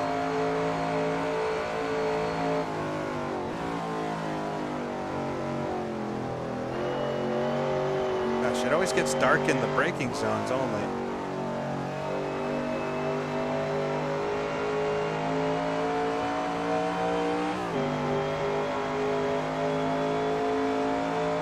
I don't hope he crashes. All I'm saying is you got to be there for any opportunity. It wouldn't feel like a very good win if he crashes and I win.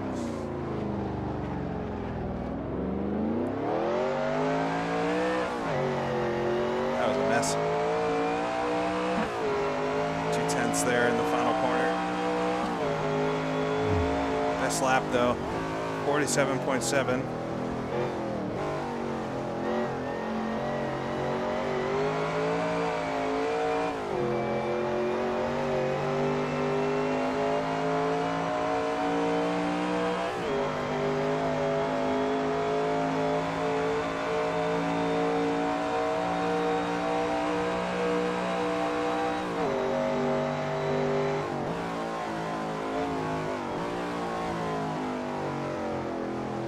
Gosh, it is so dark. We're not allowed to turn on the lights in this. Just performance reasons. They want everybody to keep the lights off, but I kind of want my lights.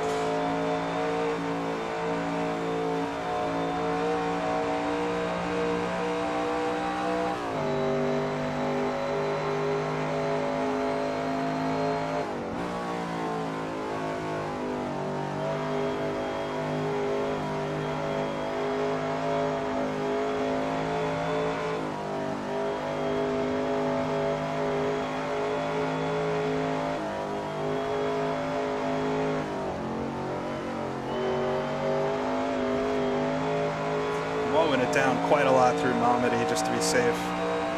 Doing decent, still 2/10 off right now, my best lap. Car is probably the best it's going to be in the whole race. I've got relatively light fuel.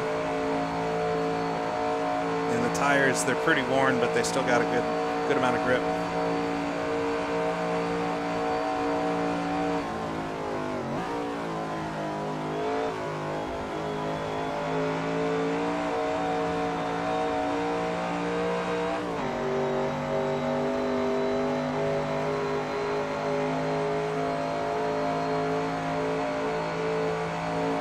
I'm not on the current version of Pure. I have no idea the last time I updated it. Quite a while.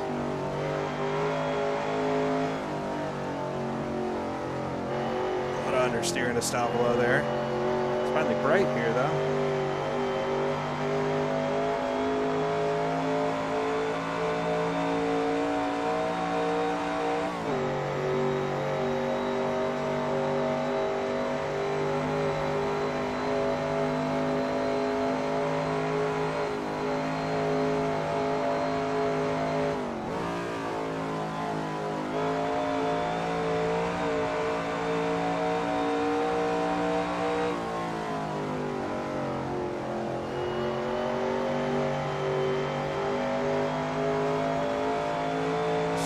Pickup there. I don't know the name of that corner, the last one before headed towards Blanchimont, but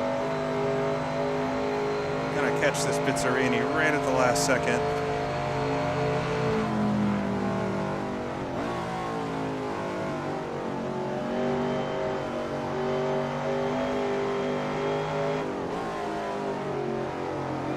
A bit fast there into Blanchimont.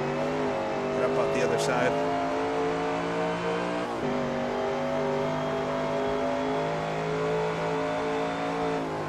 It's really just the other Maseratis and the Mark I GT40s that I think are in my actual class. Oh, did it again. Every lap.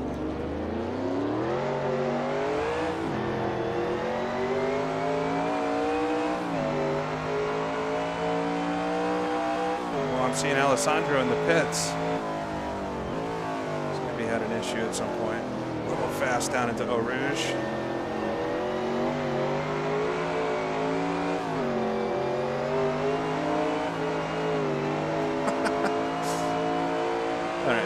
tires are starting to wear out.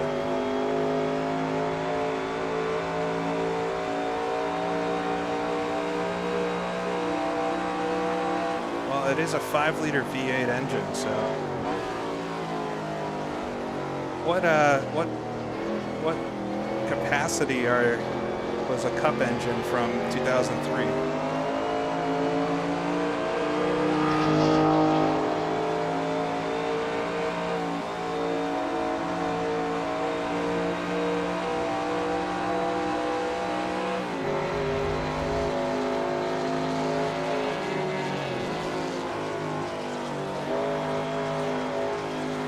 Very nice of me to show the nose there.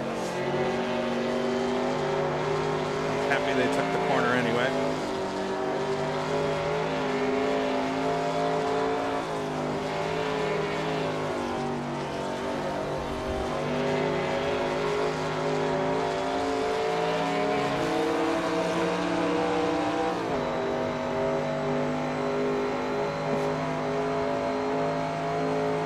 All right, so they're very, very similar engines.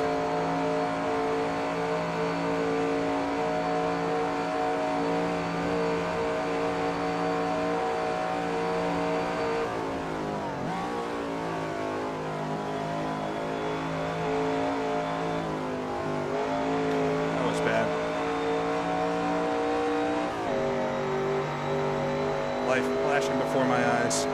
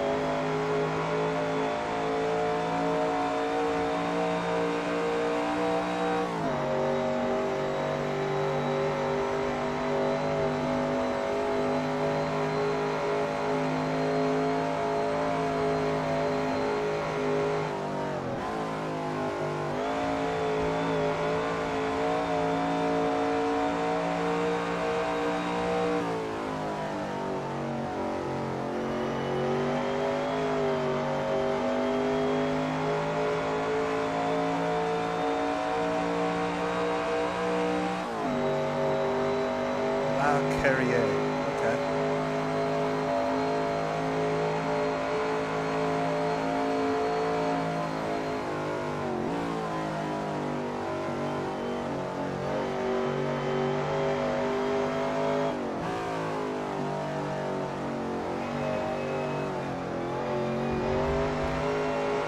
Wide there through Francorchamps. Yeah, I think I've fallen off the other edge of that tire grip. So just got to try to get her to the end now. 23 minutes to go. It's winding down. Just try not to run wide here again. At the 80th lap, I did that.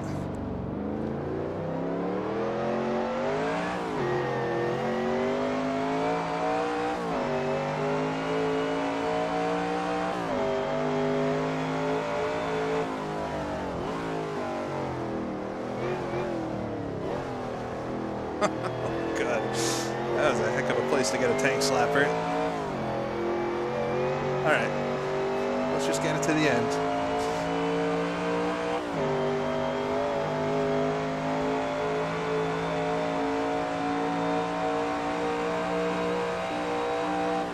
Why are people saying lift and coast?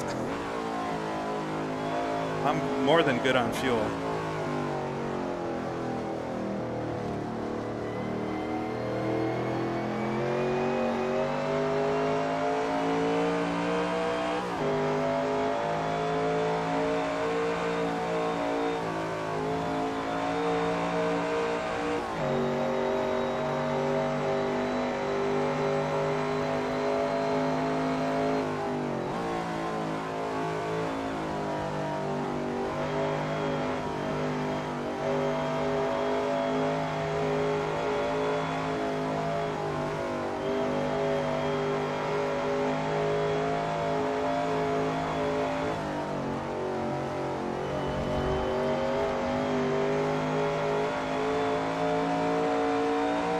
I don't really watch F1, so can't stand. It's mostly everyone around it. Like, I don't mind watching the race itself, although I think their driving these days is awful. They just force each other off the track and then yell about it on the radio. But it's mostly people talking about F1 that really puts me off of it. I just can't stand it. I heard something happened with Vegas, though.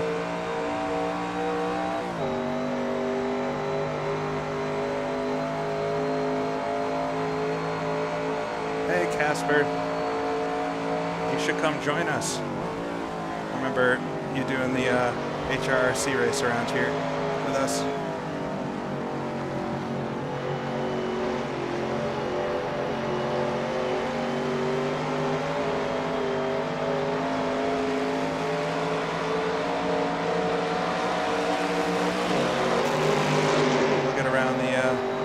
Mustang. We got two Mustangs here right in a row. They're not battling for position though.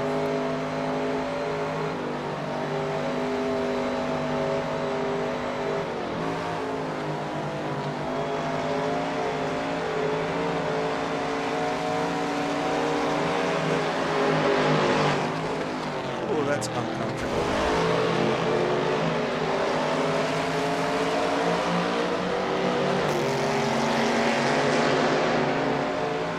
He was going to let me have it.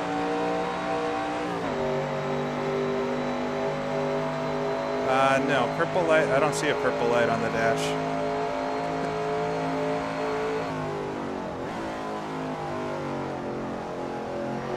But I know the green light or the yellow light on the left is low fuel.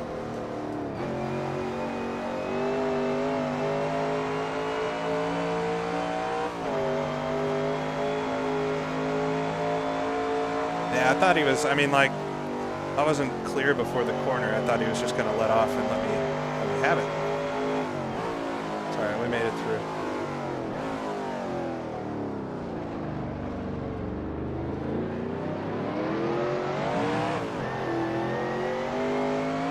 All right, come across the line. 20 minutes to go in this one.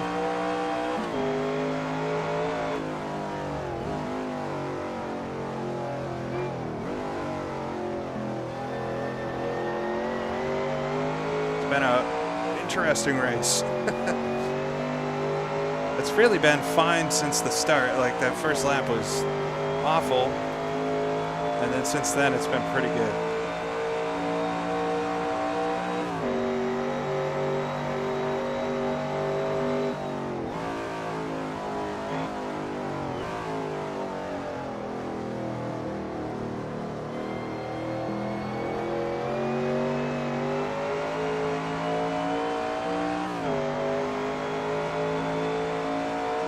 Yeah, the gap to P1 is like 50 seconds or something crazy.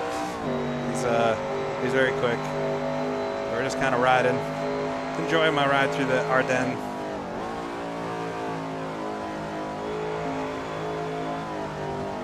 Soaking in all the moments with this old Maserati.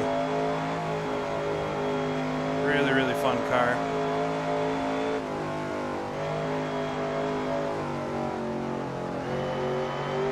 Challenge though.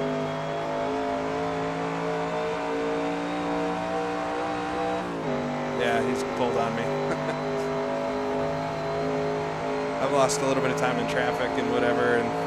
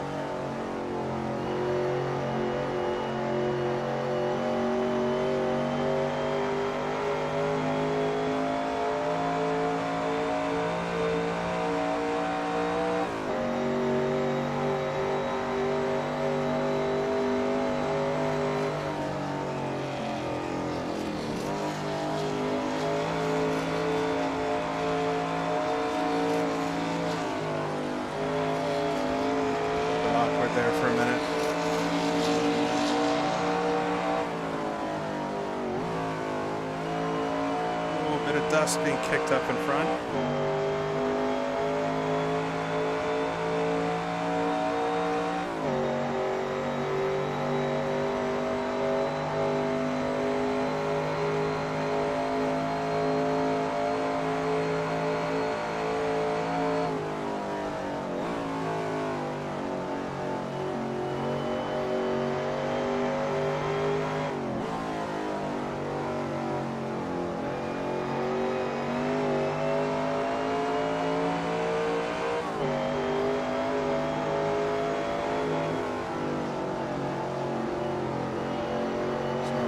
No real point in having any risk here. I'll just let these guys take their corners.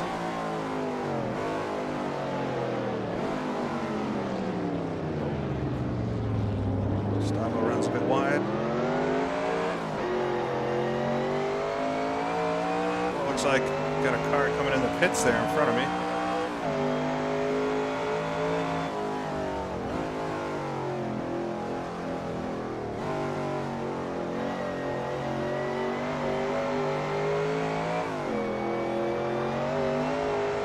Tires are all kinds of worn out now.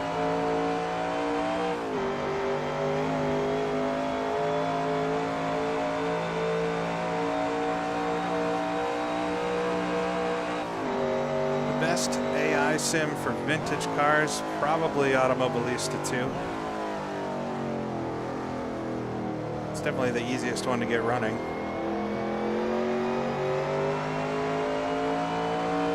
Yeah, I really scooped in that apex.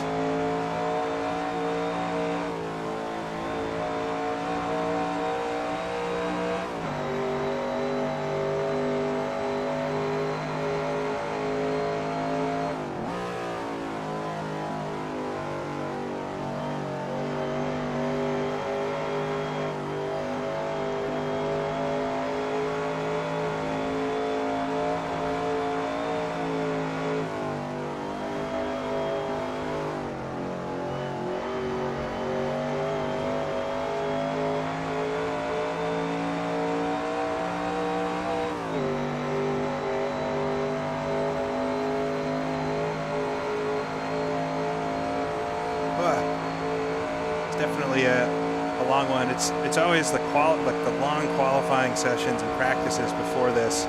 Ends up I'm driving for like 4+ hours in total, so it gets very exhausting.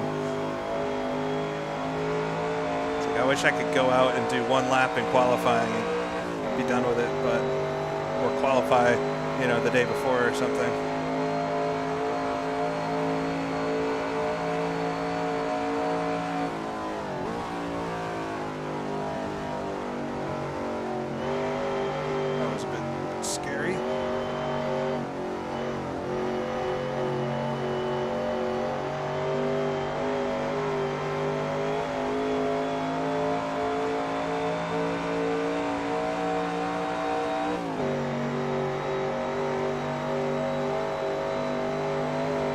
There's 13 minutes to go, watching that clock tick down.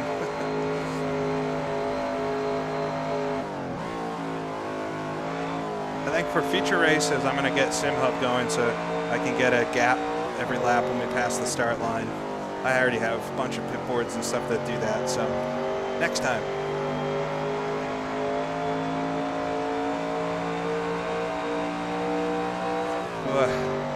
It doesn't feel like my stamina is working right now. I'm so tired. It's a long race. Or a lot of driving with the qualifying plus practice and then this race.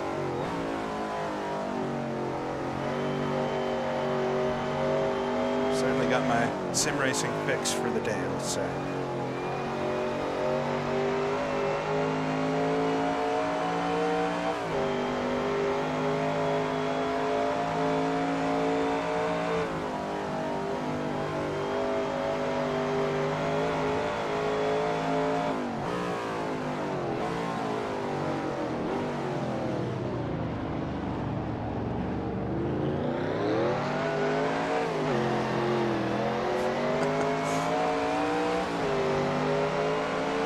Across the line, 11 minutes to go. It should be maybe 3 more laps. Oh, we got a bunch of cars exiting the pits and stuff. Interesting.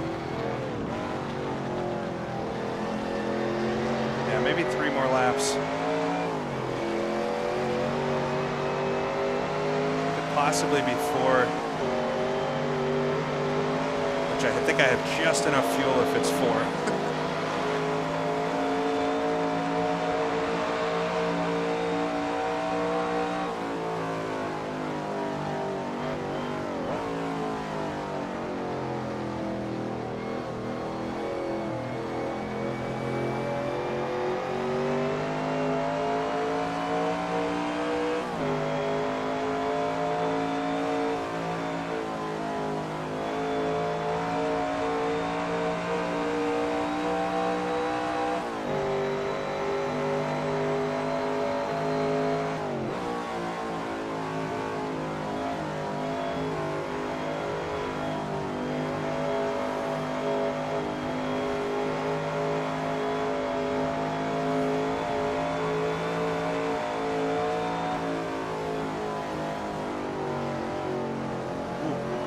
What's going on there?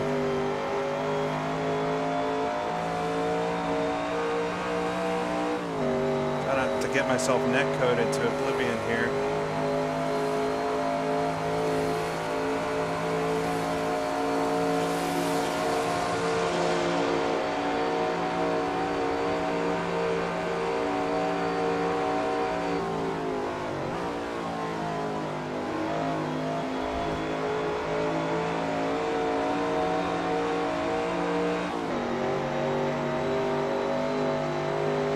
All right, 10 minutes to go.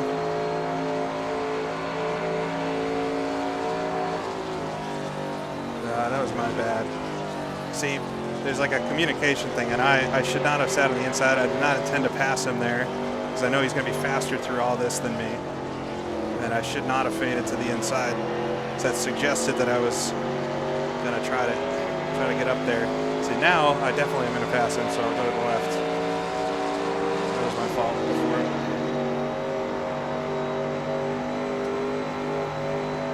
We all made it.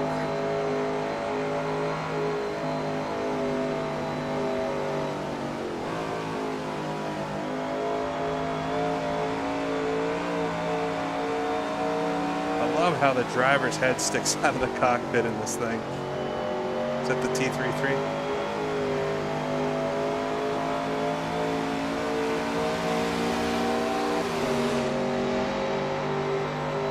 Yeah, it's the Alpha. It's crazy having your head sticking out.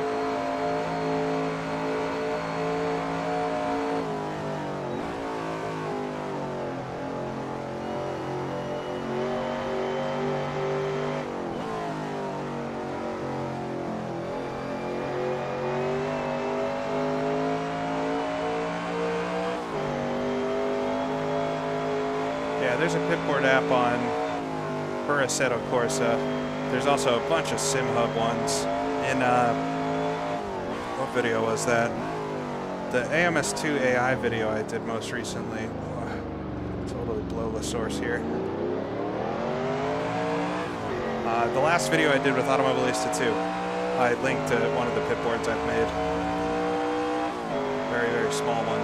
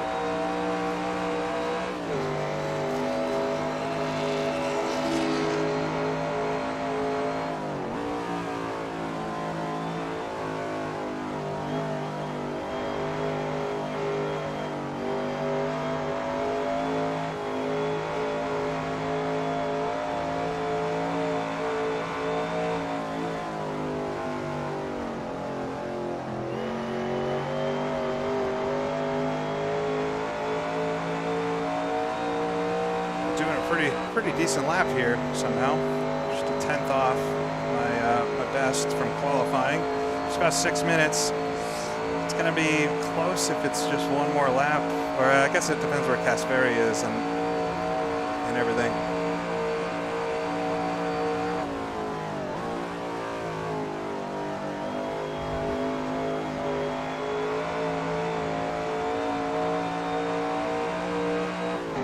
Somehow lost 0.4 of a second through Mazda. Crazy.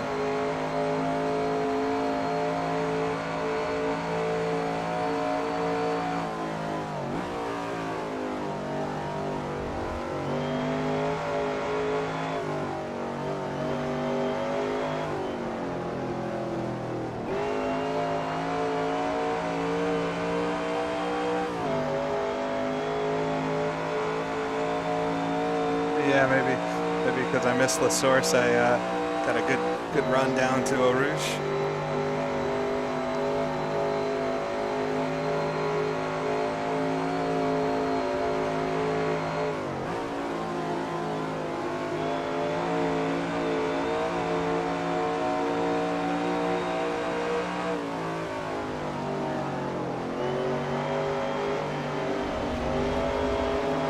Slid off a little bit. The car in front of me did the same. It's David there. I love this livery on the 906. I believe it's a Venezuelan car. Very cool.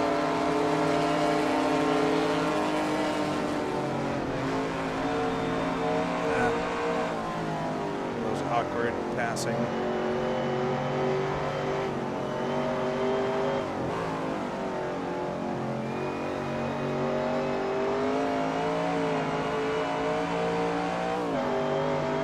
I wonder if anybody's racing for position anymore. It's definitely strung out now as we come down. It's just over 4 minutes to go. I think it's going to be 2 more laps. I should have just enough fuel to do 2 more laps, but not much more than that.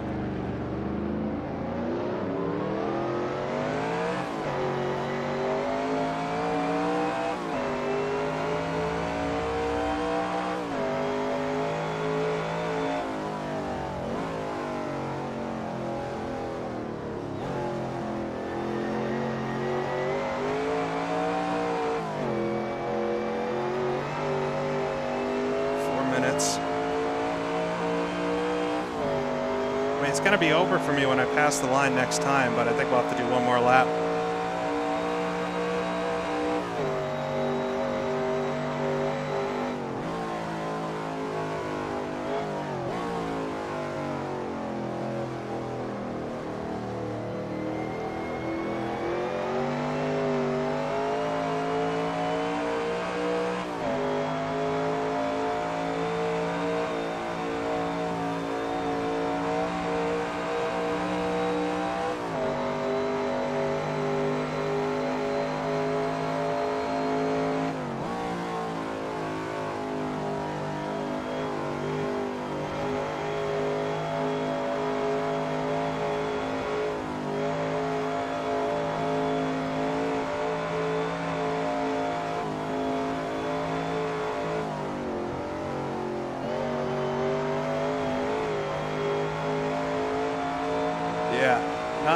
We'll have to look at how many of the 50 cars actually finish the race once it's over. I'd also like to quickly watch the start and just see if I can learn anything.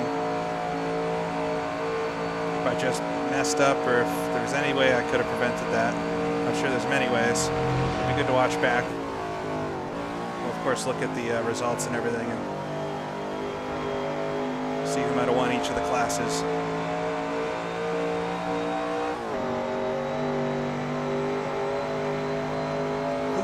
Who are you, Mr. Orley? You've changed your name, so I don't know who you are anymore.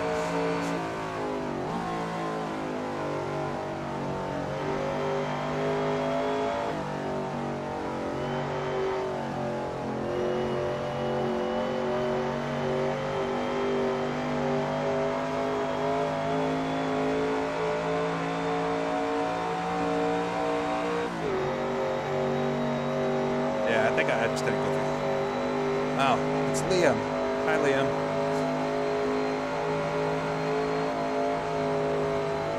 was like, you're a moderator on here. I should know you. All right.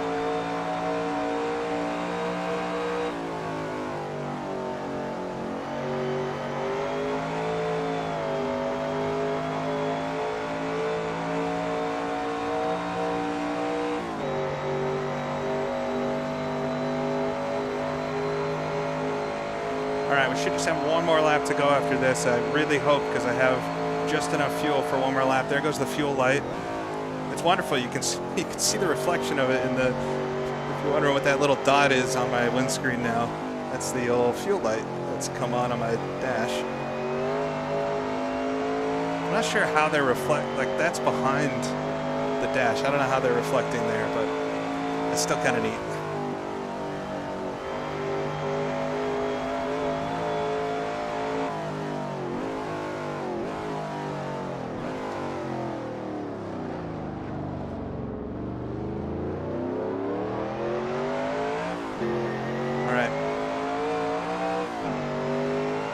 White flag, I guess.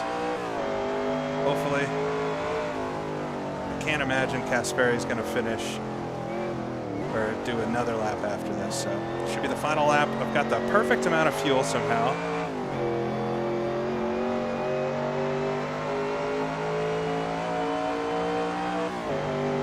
Just enjoy driving this 5-liter V8 beast around the classic Spa-Francorchamps again. There's the end of the race. 2 hours. Just got to get to the finish line now. Third gear for Lecombe. Nice and easy. Rear end wants to step out on me. The tires are pretty worn now. 78% grip on the left rear. Catching a Ferrari here in front.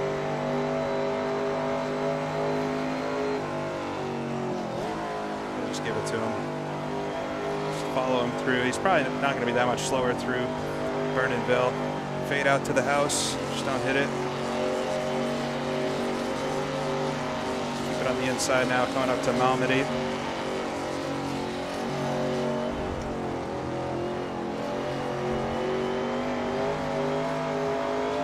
Alright, should have nice legs on this Ferrari as we come onto the Masta straight. Get up the inside.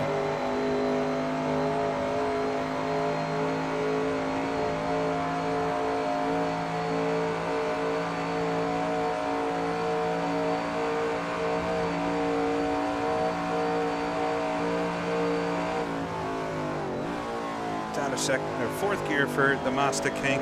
Just a little bit wide on the entry there. Don't hit that wooden fence on the second apex. Flat now down the Hollowell. Yeah. Pitted right about halfway through this race, so it's been another hour on these tires. Come down, look for the 200-meter board, down to fourth gear. Want to get the right front just over into the grass. Add a little throttle to help it turn. Brake at the yellow line on the left into Stavolo. In fourth gear this time. Nice run through for the final one. It's not like that on the first one. Whoa, rear end wants to kick up a little bit. All right, now the run back to the start area. So we'll head towards Blanchimont. Got a few tricky corners here. Do a little lift right at the 100 meters. I think something with the coast diff helps get the car to turn there. Get it down to fourth for this right-hander. Cut onto the driveway a little bit. Whoa, flat out. Keep it in fourth for this straight. Sometimes go down to third here, but I think we'll get fourth for the final lap. Car is quite light. Try not to crash.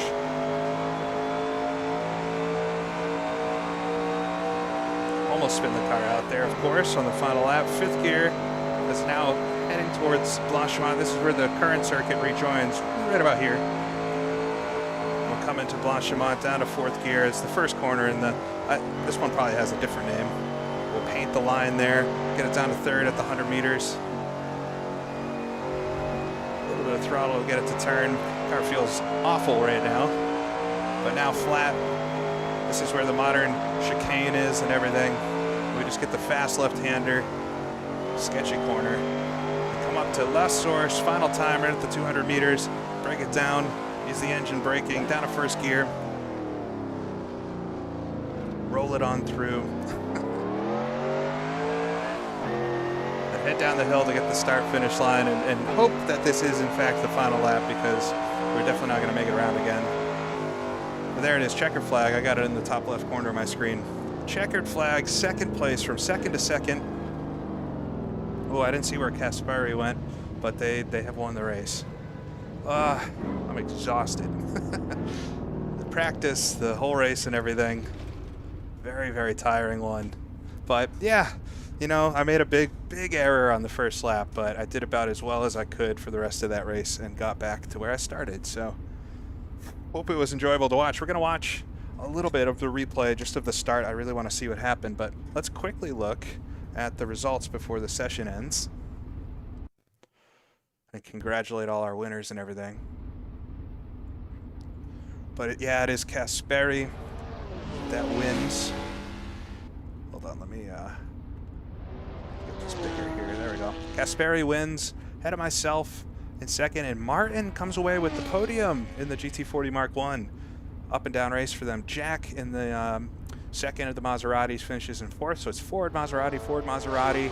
Then we get a Ferrari 250 LM. I think that's another class. Nathan Clark coming out the victor there. Drew in the Shelby Daytona finishes sixth, ahead of Clemens in a Ferrari 250 LM.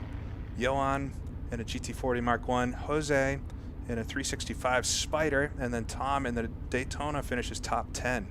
Let's look here to see on the lead lap. Lead lap?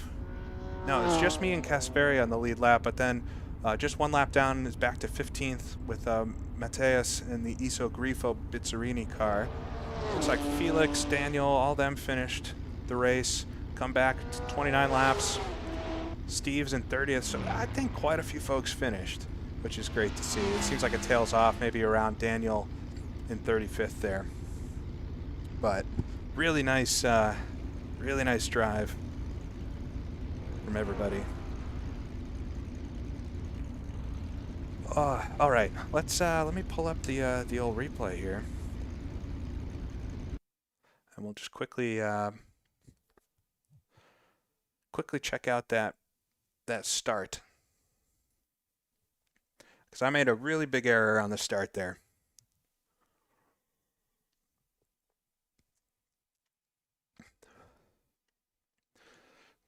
This is not right. Let me make that smaller. There we go. Gaming Shrek is a choice, yeah. Oh no, it's not the start. Where is this in the race? Dang, I don't actually have the start of the race. That's unfortunate. Well, we'll watch a lap or something. I guess I'll have to check the replay some other time of the start. Get rid of that. Just watch one external one. Yeah, I guess it didn't save the whole replay for some reason. I'm sure somebody else has it, but I can't stick around too long here to download somebody else's replay. It is a gorgeous car.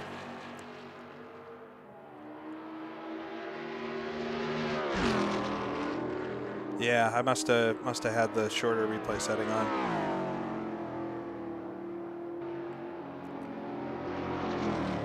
Well, we'll get rid of me for a second here. I don't need to be on there. Just watch this beautiful car.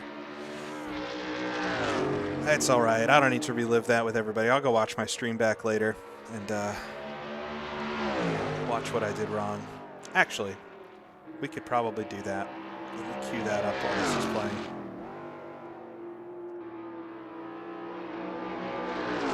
Can I watch my own stream while I'm still streaming the same stream? Like, it's a little Inception-y, right?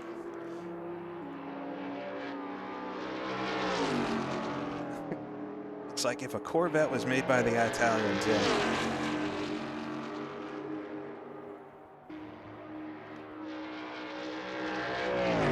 All right, we're gonna watch myself as this is happening. It's the first time ever on a stream. Let me see here. Try to find the start of the race. I'll get this on the screen in a second for you.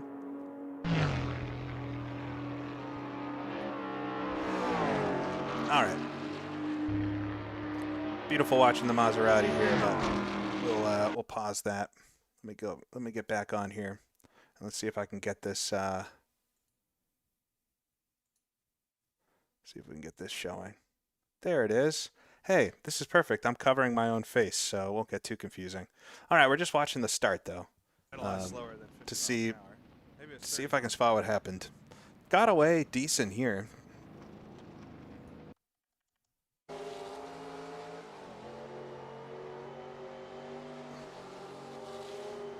Yeah, it's me following Kasperi on the start. So I got away really well into second. Alessandro was quite far behind, but I think he closes up here a bit. Oh, I already went past it. We'll see the straight line speed here for the first time. The Maserati versus the GT40. I think we might be a little bit better. Thank you, AB. I really appreciate everybody tuning in. I was a bit down on myself at the start. I thought I ruined the whole race. So luckily the car wasn't very damaged, which watching this back, I think it's going to be kind of incredible that it didn't get as damaged as it did. But yeah, I got through the kink all right, but there we got Alessandro. And I really should have just let him by, maybe. Just looking to the inside. Let's see here. We'll watch it in regular speed, and then I might watch it in slow-mo. I didn't get the hook there, but I'm fine through Hollowell. Yeah, and then I am quite high, but I'm in third gear. I am surprised the diff couldn't hook the car around here. I had opportunities to save it, but I think I thought the car would grip up, and I almost got away with just a little bit of a slide there. But man, I'm very lucky that wasn't worse damage-wise. I don't know how. Let's just watch again in slow motion.